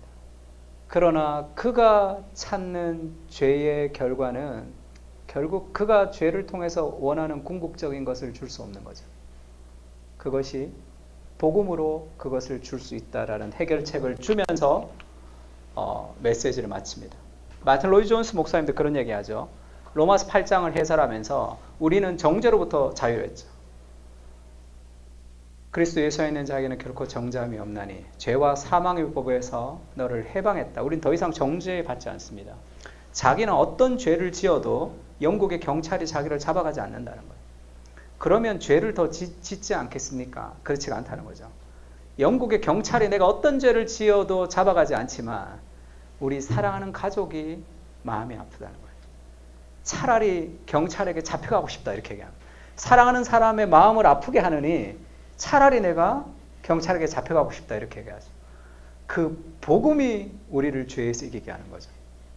그래서 그들이 추구하는 문화적인 내러티브를 잘 긍정하면서 그것의 모순을 드러내주고 진정으로 찾는 그 핵심이 그리스도 안에 있다는 걸 전달하는 거예요. 그런 방식으로 그래서 이렇게 얘기하죠. 문화의 이야기가 복음과 충돌하는 지점에서 도전하고 궁극적으로 문화의 이야기를 있는 그대로 다시 들려줌으로써 이게 무슨 얘기냐 하면 그들이 찾는 것을 긍정하지만 그들이 성공과 돈을 통해서 찾고 싶어하는 그것은 성공과 돈에 있는 게 아니다라고 깨닫게 해주는 거죠. 그 모순을. 그러면서 궁극적으로 문화의 이야기를 있는 그대로 들려주는 게 뭐죠? 너희가 정말로 찾는 그것은 복음 안에 있다는 거죠. 선을 향한 그들의 깊은 열망이 오직 그리스도 안에서만 채워질 수 있음을 보여주는 방식으로 설교를 해야 된다. 문화의 내러티브를 들어주고 그리스도를 심어줘야 되는데 왜 그래야 되냐면 인간 안에는 두 가지 마음이 있다 그래요. 조나단 에드워드가 쓴 책 중에 신앙 감정론이라는 책이 있습니다. 강추. 읽어보셨어요? 신앙 감정론. 조나단 에드워드는 다 아시죠? 네, 읽어봤어요? 우리 전사님? 요만큼 읽어봤어요? 네. 혹시 질문할까봐 그런 거죠. 네. 신앙 감정론 할 때 감정은 감정이 아니라 원래 제목이 Religious Affection이에요. Affection. 그래서 조나단 에드워드는 감정이라는 이모션과 Affection을 정감이라고 번역을 했는데 Affection을 구분합니다. 수련회를 가서 밤낮 울고 은혜를 받았는데 왜 삶이 바뀌지 않느냐 그런 얘기 많이 하죠. 이모션의 변화예요. 감정의 변화는 삶을 바꿀 수 없습니다. 정말 인간이 변화되려면 감정보다 더 깊은 곳에 있는 무엇이 있어요. 인간의 가장 깊은 곳. 그것을 조나단 에드워드는 affection이라고 표현했어요. 가장 깊은 곳에 있는 성향. 제임스 스미스는 그것을 욕망이라고 표현합니다. 인간의 가장 깊은 곳에 있는 욕망. 그것을 아고스티누스는 사랑이라고 표현하는 거죠. 가장 깊은 곳에 있는 인간의 감정보다 더 깊은 곳에 있는 어펙션을 변화시켜야지 삶이 바뀌는데 그 어펙션이 어떻게 변화가 되냐 하면 어떤 대상의 아름다움과 탁월함을 만날 때 전인으로부터 흘러나오는 성향이다 이렇게 얘기했습니다. 어떤 대상과 아름다움을 만날 때 전인으로부터 흘러나오는 대상. 아고스티누스의 표현으로 얘기하면 사랑이 심어지는 거죠. 가장 사랑하는 무엇이 있을 때 그 삶이 바뀌는 그것을 얘기합니다. 그러면 어떤 대상의 아름다움과 탁월함을 어떻게 전달해야 되느냐? 그리스도를 선포해야 된다는 거죠. 그래서 그리스도 중심적 설교.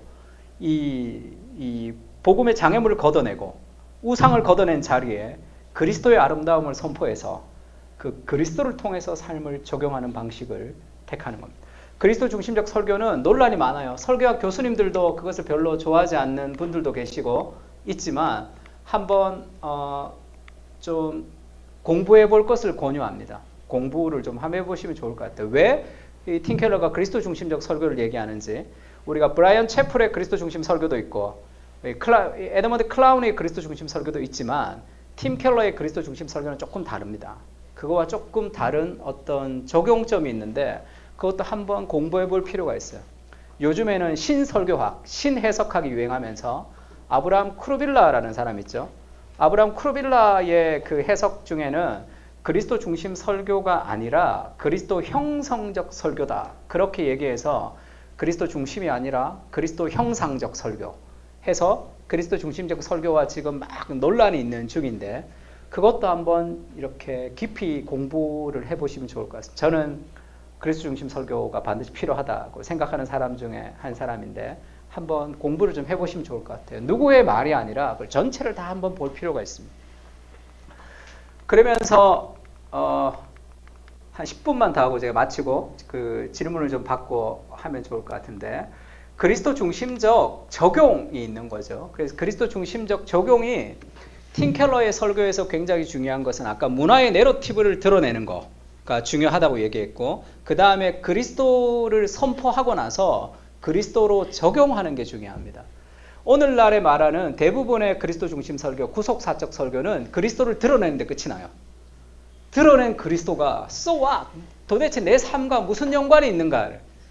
그것을 연결시키는데 굉장히 탁월하게 지금 그리스도 중심 설교를 해서 팀 켈러의 설교는 저는 그리스도 중심적 적용 설교 이렇게 따로 구분을 해야 된다고 생각하는데 The Gospel Changes Everything 이게 팀 켈러의 그런 모토와 같은 건데 복음이 모든 것을 변화시키죠. 이 복음을 모든 것에 적용해야 되는 거죠. 그러면서 이 팀 켈러의 센터 처치에 보면 낭만과 우울, 사랑과 인간관계, 성, 가정, 자기관리 여기에 복음을 연결해서 그것을 복음으로 해결해 줘야 된다는 거예요.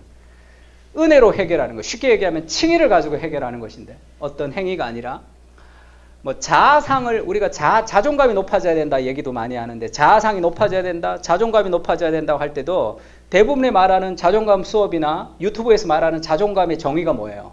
내가 나를 어떻게 생각하느냐입니다. 내가 나를 긍정적으로 생각하는 것을 자존감이 높다고 생각하는 거예요.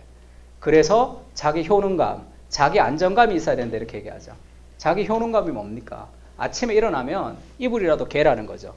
뭐라도 해서 내가 가치 있는 사람이라는 존재를 자기가 확인해야 된다는 거예요. 그러면 잘 생각해 보세요. 계속 뭐를 잘 해야 됩니다. 자기 효능감을 통해서 자기의 자존감을 높이려면 늘 뭘 잘해야 돼요. 내가 조금 실패하고 못하면 자기 효능감이라는 게 생기지 않는다는 거예요. 성경에서 말하는 자존감은 내가 나를 어떻게 생각하는 것과 상관없죠. 복음이라는 것은 내가 뭘 하는 게 아니잖아요. 그리스도가 나를 위해서 행하신 것을 믿는 거죠. 하나님이 나를 어떻게 생각하시는 그것을 믿는 것이 정체성의 핵심이 되어야 되는 거죠. 그 복음을 정체성으로 연결시켜서 그것을 해결해 주는 방식. 그런 방식들을 택해서 얘기하는데 D.A. 카슨도 그렇게 얘기하죠. 고린도 전서를 보면 복음이 어떻게 태도나 정신기관, 인간관계, 문화 상호작용들에게 변혁을 일으키는지를 보여준다는 거죠. 바울이 고린도 사람들을 향해서 삶의 모든 영역에서 복음이 작동해야 함을 반복해서 강조한 것처럼 오늘도 우리도 동일하게 그래야 된다. 이 무슨 말입니까? 고린도 전서에 보면 송사의 문제, 교회의 문제, 다양한 문제를 바울이 복음으로 적용하죠. 복음을 가지고 삶의 문제를 해결시킨다. 그것이 그 복음으로 삶의 문제를 적용하는 방식으로 설교하는 거죠. 그래서 문제를 드러내주고 적용하는 방식의 하나의 예를 들자면 이 레아를 가지고 설교했던 설교 중에 하나가 아무도 원하지 않았던 여인이라는 제목으로 설교를 한 게 있습니다. 레아는 시력이 약했고 라헬은 곱고 아리따웠어요. 시력이 약했다는 건 무슨 말입니까? 눈이 나빴다는 뜻이 아니겠죠. 왜냐하면 곱고 아리따운 거라 대조가 되는 거니까. 레아는 못생겼던 것 같아요. 그리고 사람들로부터 사랑을 잘 받지 못했던 그런 사람이었던 것 같습니다. 그러니까 스스로 결혼할 수 없으니까 자기 아버지가 야곱을 속여서 결혼시킬 정도로 결혼하지 못할 정도로 사랑받지 못했던 여인이었던 거죠. 그래서 야곱과 결혼하고 그가 원했던 간절한 것은 그 레아의 마음을 생각하면 평생 사랑받지 못했던 거예요. 사람들에게. 그래서 사랑에 대한 갈급함이 있습니다. 그래서 남편과 결혼을 해서 남편의 사랑이 자기의 우상이 된 거죠. 그래서 첫 번째 아들이 루벤이에요. 루벤을 낳고 이렇게 얘기하죠. 이제는 내 남편이 나를 사랑하리로다. 하나님이 나의 괴로움을 돌아보셨다. 루벤이라고 이름을 지었죠. 남편이 나를 사랑할 것이다. 이렇게 얘기했습니다. 다시 임신했죠. 사랑받지 못함을 들으셨습니다. 그래서 시몬이라고 얘기했죠. 들으셨다고. 그리고 또 아들을 낳죠. 세 번째 레위를 낳습니다. 레위가 연합이죠. 왜 연합이냐 하면 내 남편이 지금부터 나와 연합하리로다. 그러면 지금 레아의 마음의 결핍이라는 것은 사랑받지 못하는 결핍이죠. 그것을 인간의 남편의 사랑을 통해서 찾으려고 끝없이 갈구하는 거죠. 문화적인 내러티브 안에서 우상이죠. 남편의 사랑을 갈구하는데 남편이 사랑해주지 않는단 말이에요. 그래서 계속 자식을 낳지만 사랑이 없기 때문에 내 남편이 나와 연합하리로다. 내 남편이 나를 사랑하리라. 그래도 사랑받지 못하는 삶으로 살아갑니다. 그러다가 유다가 태어날 때부터 무언가가 바뀌는데 한번 읽어볼까요? 마지막 그가 시작. 그가 또 임신하여 아들을 낳고 이르되 내가 이제는 여호와를 찬송하리라 하고 이로 말미암아 그가 그 이름을 유다라 하였고 그의 출산이 멈추었더라. 유다를 태어날 때 그렇게 얘기합니다. 내 남편이 이렇게 얘기하다가 내가 이제는 여호와를 찬송하리로다 이렇게 얘기하죠. 남편의 사랑을 가장 사랑의 대상으로 이 프로이로 생각했던 이 마음의 우상에서 사랑의 순서가 바뀌는 거죠. 유다가 태어나면서 이제 하나님이 첫 번째 사랑이 되는 거예요. 쉽게 얘기하면 사랑받지 못한 배우자의 사랑받지 못하는 삶의 갈망은 나를 사랑해주는 배우자를 만날 때 생기는 것이 아닙니다. 그런 사람 없어요. 김수현은 없는 거예요. 그래서 남편이 다시 찾아도 찾아지지 않는 거죠. 끝없는 사랑으로 영원히 나를 사랑해주는 진정한 배우자, 그리스도가 나의 진정한 배우자라는 것을 기억할 때 남편이 나를 사랑하지 못하는 그것이 절망으로 가지 않는 거예요. 슬픔 정도로 그치는 거예요. 힘든 결혼 생활에 대안인 복음이라는 거죠. 그리스도의 복음을 통해서 그것을 우상 숭배를 바꾸면서 살아갈 수 있는 그것이 이 남편의 사랑이 아니라 그리스도의 사랑을 통해서 그것을 해결할 수 있다 이렇게 얘기합니다. 그러면서 레아가 그리스도를 우리에게 가리키는 인물인 동시에 유다를 태어나면서 메시아를 내었던 자손이 되었지만 사랑받지 못했던 예수님과 비슷한 그리스도의 예표인 동시에 자신의 진실한 신랑으로서 예수님을 대망하는 인물이라고 이해하는 방법이 떠올랐다. 그렇게 얘기합니다. 그러면서 그렇게 얘기해요. 자신의 그 결혼 생활의 가장 큰 만족이라는 것은 영원히 나를 사랑하시는 그리스도의 사랑을 경험할 때, 그리스도가 나의 배우자라는 것을 경험할 때 배우자의 사랑받지 못하는 그것이 나를 너무 힘들게 하지 않기 때문에 결혼 생활을 유지할 수 있는 그런 능력이 되는 거죠. 마찬가지입니다. 팀 켈러가 크리스마스 설교에서 그렇게 얘기했어요. 사랑을 얘기할 때 사람들은 영원한 사랑을 얘기하죠. 영원하지 않는다는 걸 다 알잖아요. 사람은 영원하지 않는 유한한 존재인데 왜 사랑을 말할 때만 영원을 자꾸 끌고 오느냐는 거죠. 사랑은 영원인 하나님으로부터 출발했기 때문이다. 삼위일체 하나님의 그 사랑. 그래서 그 영원부터 있었던 사랑의 출발. 하나님은 사랑이시다 이렇게 얘기하죠. 그 영원한 하나님으로부터 사랑이 출발했기 때문에 유한한 인간이 영원한 사랑을 얘기하는 거죠. 그러나 인간의 어떤 사랑도 영원하지 못합니다. 그러니까 제가 이 레아를 얘기하면서 제가 기독교 윤리연구소에서 싱글에 대한 그 설교를 한 편 보내달라 그래서 제가 지난달에 보내줬는데 이 얘기를 했습니다. 싱글도 마찬가지 아닐까 그렇게 생각했어요. 결혼하지 못하는 외로움이라는 것도 그것은 내가 결혼을 통해서 해결할 수 있는 것이 아닙니다. 진정한 신랑 되시는 그리스도, 완전한 사랑을 받고 있는, 영원한 사랑을 받고 있다는 것을 내가 기억하는 그 복음의 확신이 사랑받지 못하는 모든 것들을 극복하며 살아갈 수 있는 거거든요. 목회도 마찬가지죠. 장서봐, 착하고 충성된 종아. 그런 그리스도의 완전한 인정이 이미 우리에게 있는 거죠. 그거를 믿지 못할 때는 그리스도 십자가를 생각하면 됩니다. 자기 아들의 목숨을 우리에게 내어주신 분이 어찌 그 아들과 함께 우리에게 모든 것을 주지 않겠냐.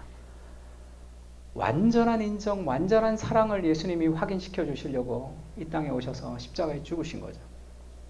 그 완전한 사랑, 완전한 인정이 내 안에 이미 있는 거죠. 그 복음. 그것을 믿을 때 우리 삶의 여러 가지 결핍의 문제에서 우리가 해결할 수 있는 거죠. 바울이 그렇게 얘기합니다. 내가 다른 사도보다 더 많이 수고했지만 이것을 하게 한 것은 내가 아니요 하나님의 은혜다. 다른 사도보다 더 많이 수고하는 열심의 동기가 무엇이냐? 그게 은혜, 만족이라는 거죠. 우리는 어떻게, 왜 열심히 공부하죠? 세상이 주는 문화적인 내러티브는 뭡니까? 너 부족해. 너 부족해. 그러니까 열심히 하죠. 열심의 동기가 결핍에서 오는 거예요. 다 망합니다. 그러면 내가 원하는 만큼 내가 이루지 못하기 때문에 늘 열등감 가운데 살아갈 수밖에 없고, 내가 무언가를 이루게 되면 교만하게 되는 거예요. 그리고 내가 무언가를 이루었을 때 내가 이룸을 통해서 원했던 궁극적 그것은 거기에 없단 말이에요. 그래서 너 부족해. 내가 지금 목사가 되기 너무 부족해. 열심히 공부해야 돼. 그러면 여러분은 트레이드 밀에 올라가서 끝없이 속도를 높이면서 달리는 거예요. 언젠가는 지쳐서 떨어지게 되어 있어요. 우리의 열심은 복음에서 오는 거죠. 이미 그것을 다 가지고 있는 거예요. 완전한 인정, 완전한 사랑, 완전한 격려가 복음 안에서 이미 우리에게 있다는 것을 기억하면서 우리의 삶의 여러 가지 열등감의 문제에 그것을 적용하는 거죠. 그 복음을 전하는 방식으로 삶의 에브리띵을 해결하는 그것이 팀 켈러가 주는 복음의 어떤 매력입니다. 제거하는 거죠. 삶에 있어서 문화적인 내러티브를 제거하고 그 다음에 그리스도를 선포하고 그 선포된 칭이라는 그 구원 안에 우리가 찾는 궁극적인 것이 이미 시작이 되었다는 것을 알려주면서 마지막 날에 완전한 소망이 있음을 기억하며 이미와 아직의 단계로 우리가 살아가는 삶이 그것이 복음이죠. 그래서 Gospel changes everything을 그의 설교와 목회 안에서 잘 구현해내는 거죠. 세 가지를 좀 기억하면서 앞으로 팀 켈러의 책을 좀 보면 좋을 것 같은데, 아, 이 부분이 문화의 내러티브를 드러내는구나. 그게 좀 어려워요. 다른 일반 서적들을 많이 가지고 오기 때문에 그렇습니다. 그리고 이 부분이 그리스도를 드러내는 것이구나. 이 부분이 그리스도를 통해서 삶으로 적용하는 것이구나 라는 것들을 잘 세분화해서 보시면 훨씬 더 팀 켈러의 책에 대해서 더 많은 것을 좀 이렇게 공급받을 수 있을 거라고 생각합니다. 강의를 여기서 마치고 질문을 잠깐 받고 좀 저희가 좀 일찍 마치면 좋을 것 같은데, 혹시 끊어야 되나요? 그래요? 예. 혹시 질문이 있으면 좀 질문을 좀 해주시면 좋을 것 같습니다. 네. 네. 일단 크게 두 가지인데 그 뒤에 하는 두 가지가 두 번째가 조금 이렇게 좀 길 수도 있는데요. 첫 번째는 이제 제 세미나가 복음과 도시 세미나인데, 도시는 예전부터 있었잖아요. 최근만 있는 게 아니고. 그러니까 이 팀 켈러가 말하는 도시가 특별한 어떤 특징이나 정의가 있는지, 그 복음과 도시의 약간 연계성이 뭔지 강의 조금 더 알고 싶어서 조금 더 알려주시면 좋을 것 같고요. 두 번째는 이제 여러 예시를 들어주셨는데, 이제 아까 뭐 종교, 이제 다 옳은데 기독교가 진리라고 하는 거에서 그게 배타적이라고 하는 그 예시의 교수님처럼, 그 교수님은 좀 모던적 사고가 있는 분 같거든요. 오히려 포스트 모던이지만 다오라. 그러니까 오히려 그런 갈등이었고, 그냥 다 그래 이런 식으로 가는 거지 않나.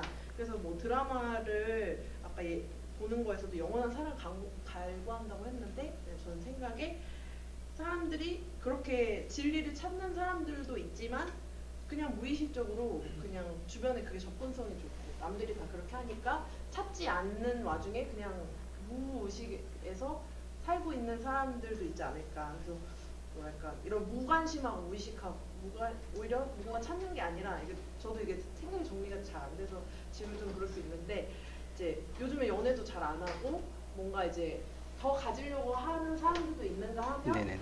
오히려 그냥 다 포기하고 그냥 이렇게 뭔가 놔버리는 이런 무기력한 사람들도 많잖아요.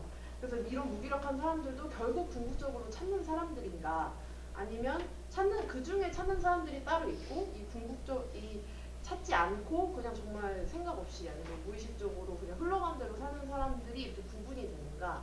그럼 이렇게 구분이 된다면 이 사람들을 향해서 좀 다른 접근이 필요한가? 이런 질문? 근데 정리도 잘 되진 않아요. 네네네. 정리 너무 잘 된 질문이고요.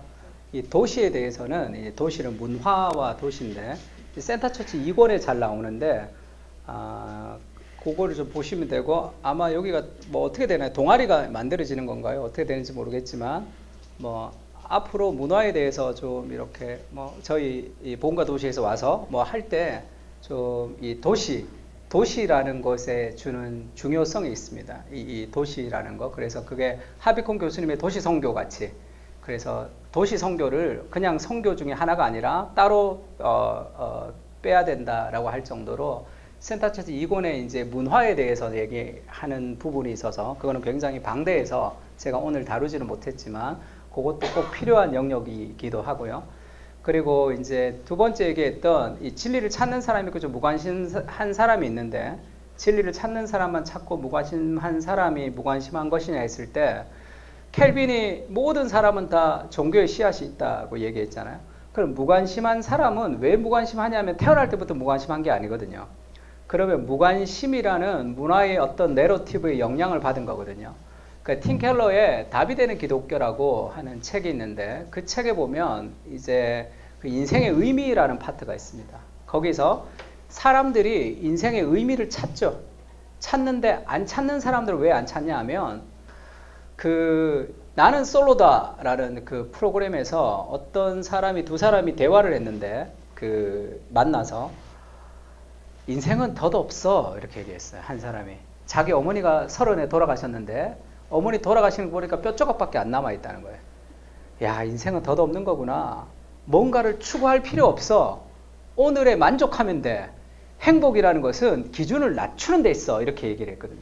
그러니까 그 남자가 자기랑 생각이 똑같다고 막 엄청나게 얘기를 많이 하는 그런 짤 영상을 제가 한번 봤는데 커플이 됐는지는 잘 모르겠습니다. 한 번에 그렇게 이렇게 뻑이 가면 커플이 안 되기도 하는데 그거는 그 사람은 왜 그런 생각을 했을까요? 그것도 마찬가지죠. 그래서 이 C.S. 루이스의 순전한 기독교 그리고 팀 켈러의 답이 되는 기독교에 보면 인생의 의미라는 것, 그 it, 그것이 존재한다라고 생각하는 사람이 있어요. 그러면 그것이 존재한다고 생각하는 사람은 the young이라고 합니다. 청춘은 그것을 준비하기에 바빠요.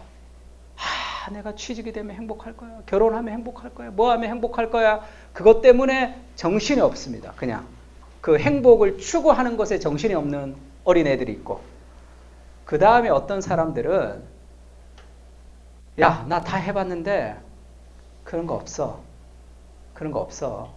그냥 그런 거는 존재하지 않아. 그냥 행복이라는 것은 내 삶의 기준을 낮추는 거야. 그걸 냉소라고 그러죠. 그 냉소를 배운 거죠. 어딘가의 삶을 통해서. 그거는 그것을 찾을 수 없다는 어떤 무엇을 배운 거죠. 또 어떤 사람은 더 드리븐, 막 그걸 찾으려고 엄청나게 노력합니다. 막 그거 뭐 엄청나게 노력해서 막 성공을 향해서 추구하고 막 미친 듯이 찾는 사람들 있죠. 그다가 절망하는 거죠. 왜? 찾으면 없거든요. 거기서. 찾으면 거기서 그게 없단 말이에요. 근데 찾는 과정이고 그리고 그것이 존재하지 않는다라고 생각하는 사람들은 어떤 사람은 이타주의로 나간대요. 야, 인생의 의미라는 건 없어. 그러니까 이타주의로 나가서 사람들을 막 돕는 거예요. 근데 사람을 돕고 사람을 섬기는 데서 정체성을 찾는 거죠. 그런 사람들은 자기가 사람을 돕는 것에 대해서 오해를 받거나 인정이 없으면 폭발합니다. 왜죠? 그것에 내 삶의 행복을 걸었거든요. 그 이타적인 마음도 하나님의 은혜가 순종으로 이어지는 것, 우리가 선행을 하는 것은 선행을 통해서 복을 받는 게 아니잖아요. 하나님의 은혜의 감사로서의 선행, 은혜가 순종으로 이어지는 것이 정상적이라면 내가 이타심으로 다른 사람을 도우면서 무언가를 얻으려고 하는 것도 그게 행복을 찾는 과정인데 잘못돼. 거기에서는 참된 행복이 없고 그것이 없다는 사람들 중에는 그렇게 아주 무기력하게 살아가는 사람들도 있는 거죠. 그러면서 오늘날 쉽게 유행하는 게 뭐죠? 소확행이라고 그러죠. 소확행이라고 그래서 찾아보세요. 인스타에. 대부분 뭐를 소확행이라고 그래요? 먹고 마시는 거예요. 먹고 마시는 거 좋은 데 가는 거. 왜 소확행을 찾을까요? 좋은 거죠. 뭐 현실에 만족하는 건 좋은 거지만 어떤 나쁜 면이 그 속에 깔려 있냐면 아무리 노력해도 뭔가 이룰 수는 없어요. 이 시대가. 금수저, 흑수저가 정해져 있습니다. 그러니까 이 정도로 만족하자라고 생각하는 그런 사고가 팽배한 어떤 하나의 문화적인 내러티브가 될 수도 있겠죠. 복음은 우리 안에 그 자크 엘리올이 그렇게 얘기하죠. 세계적으로 사고하고 지역적으로 행동하라. 복음은 우리 안에 The Great Commission, 세계를 품게 합니다. 내가 바닥에서 쓰레기를 줍지만 하늘을 보고 살아갈 수 있도록 하는 거죠. 너희는 가서 모든 민족으로 제자를 삼아라. 아버지와 아들과 성령의 이름으로 세례를 주고 그 월드 비전이 모든 크리스찬 안에는 가슴 벅찬 비전으로 있는 거죠. 그 비전을 이루는 과정이 우리가 작은 일에 충성하는 것이지만 소확행으로 만족할 수 없습니다. 그것은 완전히 복음적이라고는 할 수 없는 거죠. 그래서 무언가 무기력하다면 그 사람이 무기력을 진리라고 믿게 된 어떤 계기와 무엇이 반드시 있겠죠. 제가 예전에 건국대학에서 저는 전도 많이 했는데 건대에서 전도할 때 만났던 사람 중에 한 사람 그렇게 얘기하더라고요. 이 자연도 하나님이고 호수도 하나님이고 이 삼라만상이 다 하나님인데 어찌 하나님이 한 분밖에 없다고 하느냐. 그 사람은 다 하나님이다 이렇게 믿더라고요. 그래서 제가 물었습니다. 선생님, 삼라만상이 다 하나님이라는 것을 어떻게 알게 되셨습니까? 그 대답을 안 해서 제가 사지선다로 바꿔줬어요. 1번 태어나면서부터 알았다. 2번 책을 봤다. 3번 배웠다. 4번 경험했다. 뭐냐 그랬더니 다 아니다 그러더라고요. 바보 아니에요? 다 아니면 어떻게 알 수 있어요? 사람이. 계속 물었더니 어떤 도를 공부하는 분이었어요. 그러면 책을 통해서 누군가를 배워서 아는 거잖아요. 나는 하나님이 한 분이라고 믿고 당신은 삼라만상이라 하나님이라고 믿는데 그러면 당신이 믿는 도라는 책과 내가 믿는 성경 중에 도가 더 권위가 있다고 생각하냐? 그랬더니 아니라 그러더라고요. 바보죠. 아니면 이걸 믿어야지 왜 그걸 믿어요? 그게 더 권위 있다고 생각하니까 그렇게 믿는 거겠죠. 그래서 제가 그때는 좀 짓궂어가지고 팀켈러를 알기 전이라 좀 강하게 복음을 전할 때라 그러면 삼라만상이 하나님이라는 것에 목숨 걸 수 있냐 그랬어요. 그게 진리라고 믿냐? 진리라고 믿는데 그럼 그 진리에 목숨 걸 수 있냐 그랬더니 목숨 못 건다 그러더라고요. 나는 하나님이 한 분이라 했는데 목숨 걸 수 있다. 그리고 공자님이 그렇게 얘기했죠. 아침에 도를 깨달으면 저녁에 죽어도 좋다. 그게 도인의 자세다. 당신은 도인의 자세로 이미 틀렸다 내가. 그렇게 도 닦으면 안 된다. 그렇게 아침에 도를 깨달으면 저녁에 죽어도 좋다. 목숨도 못 거는 게 그게 진리냐. 그렇게 제가 지금 찐빵 먹이고 이렇게 한번 왔던 기억이 있는데 그러면 그 사람은 삼라만상이다 하나님이라고 믿는 거죠. 믿지만 그 믿음의 신념 그게 아무것도 없는 거예요. 그 베이스가 없기 때문에 반드시 모순이 존재합니다. 그 바울이 복음을 전할 때도 그렇게 전하죠. 그 아테네에서 복음을 전할 때 바울이 보니까 이름 모를 신에게라고 나무를 하나 깎아가지고 막 절을 하고 있는 거예요. 바울이 그렇게 얘기하죠. 그게 바울이 그 헬라 시인의 그 시를 인용하죠. 아라파스의 시를 인용해서 야 너네 우리는 모두 다 신의 소생이라는 거 믿지? 이렇게 얘기해. 우리는 다 신의 소생이라는 거 믿지? 그 자기들이 믿는 거를 연결시키는 거죠. 근데 잘 생각해봐라. 신이 너희를 만들었는데 네가 나무 깎아가 신이라고 하는 게 이게 말이 되냐? 이렇게 얘기하죠. 그러니까 그러네. 신이 우리를 만들었다고 하는데 내가 막 나무 깎아가 알지 못하는 신에게라고 하는 게 말이 안 되지 않냐라고 얘기를 하면서 우리가 그를 통해서 살며 기도하며 살고 있다라고 하면서 하나님을 이렇게 제시하는 방식으로 그렇게 복음을 전합니다. 그러니까 그 사람 안에 있는 어떤 모순적, 그러니까 하나님의 말씀이 아닌 모든 신념은 반드시 모순이 존재한다는 것을 알고 좀 찾아볼 필요가 있어요. 그래서 많은 책들도 이렇게 보면서 일반 서적을 볼 때 세 가지를 염두에 두면 좋습니다. 첫 번째는 그걸 팀 켈러가 critical enjoyment라고 그랬어요. 비판적으로 향유, 즐기는 거죠. 일반 은총으로 우리가 받아들일 부분을 받아들이고, 두 번째는 성경에서 도전할 부분들을 도전하고, 세 번째는 세례를 줘서 우리가 바꿔야 될 부분들을 바꾸는 것을 좀 잘 활용하면 특히 일반 서적을 통해서 문화적인 내러티브를 드러내줄 때 훨씬 더 효과적입니다. 요즘에는 논문을 쓸 때도 어떻게 쓰냐면 남이 안 썼던 걸 쓰는 거죠. 그래서 모든 세상의 이론 중에는 반대 의견이 반드시 있습니다. 또 그게 모순이 존재하기 때문에 반드시 있을 수밖에 없어요.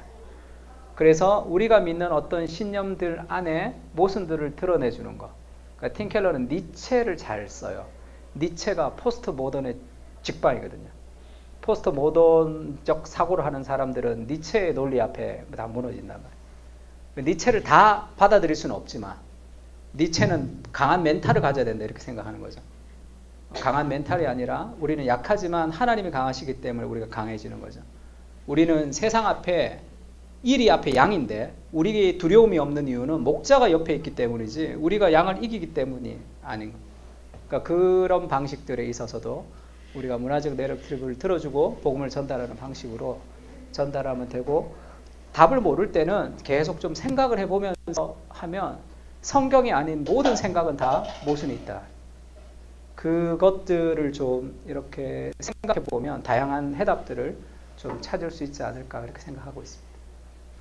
하나만 더 질문 좀 받을까요? 네네, 우리 전사님. 선생님 강의 흥미롭게 잘 들었습니다. 재밌었고요. 그런데 아까 믿음의 도약 하시면서 유신론하고 무신론 비교하는 예시를 들어주셨잖아요.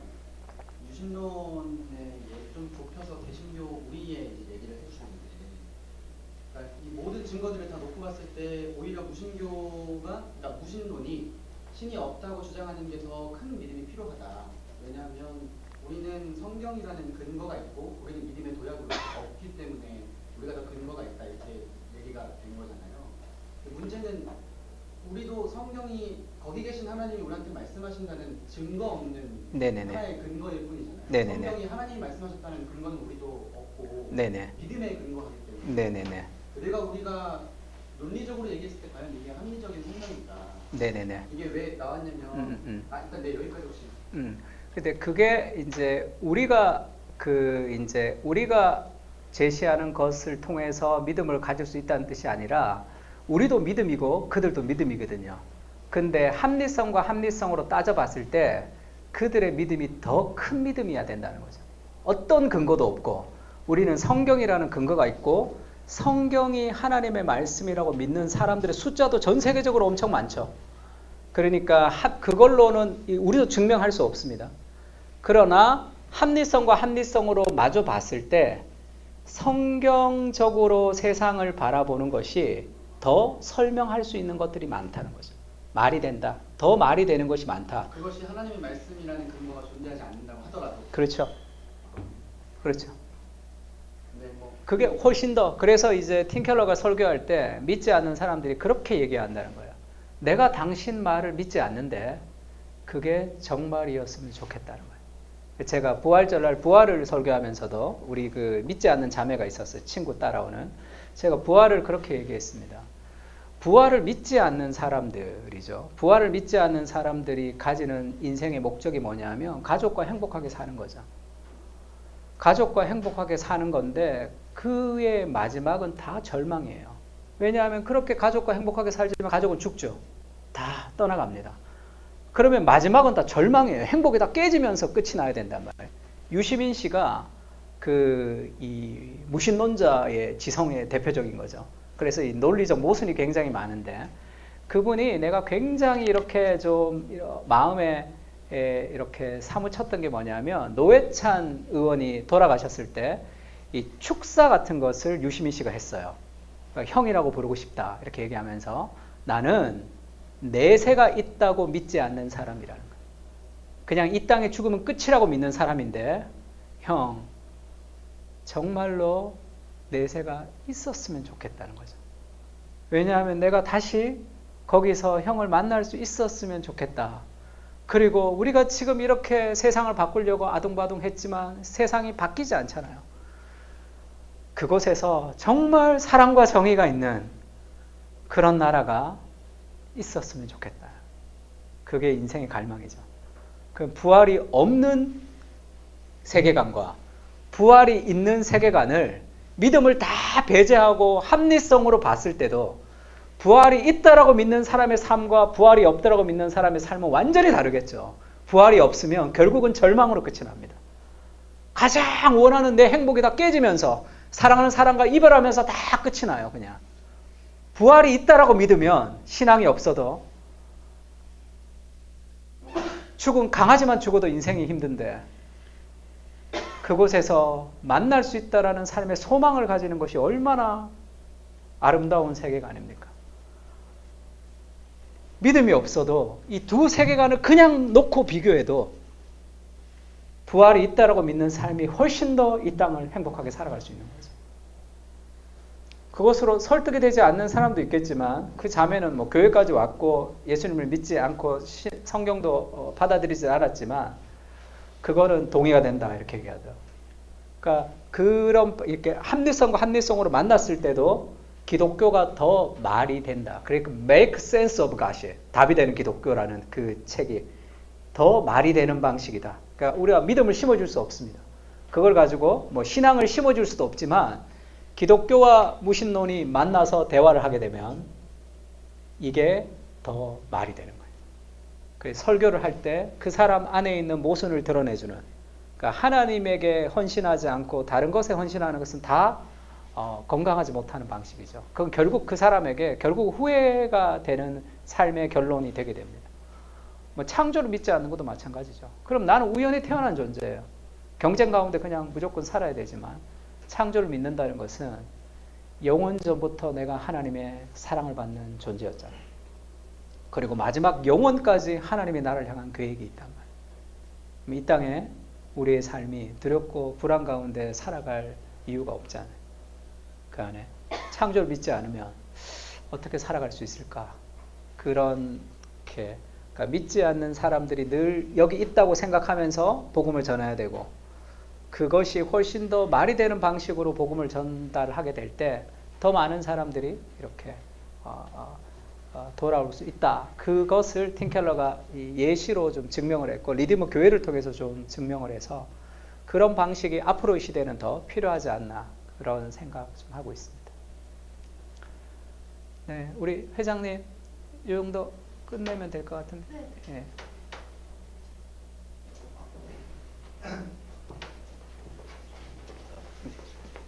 네, 오늘 이렇게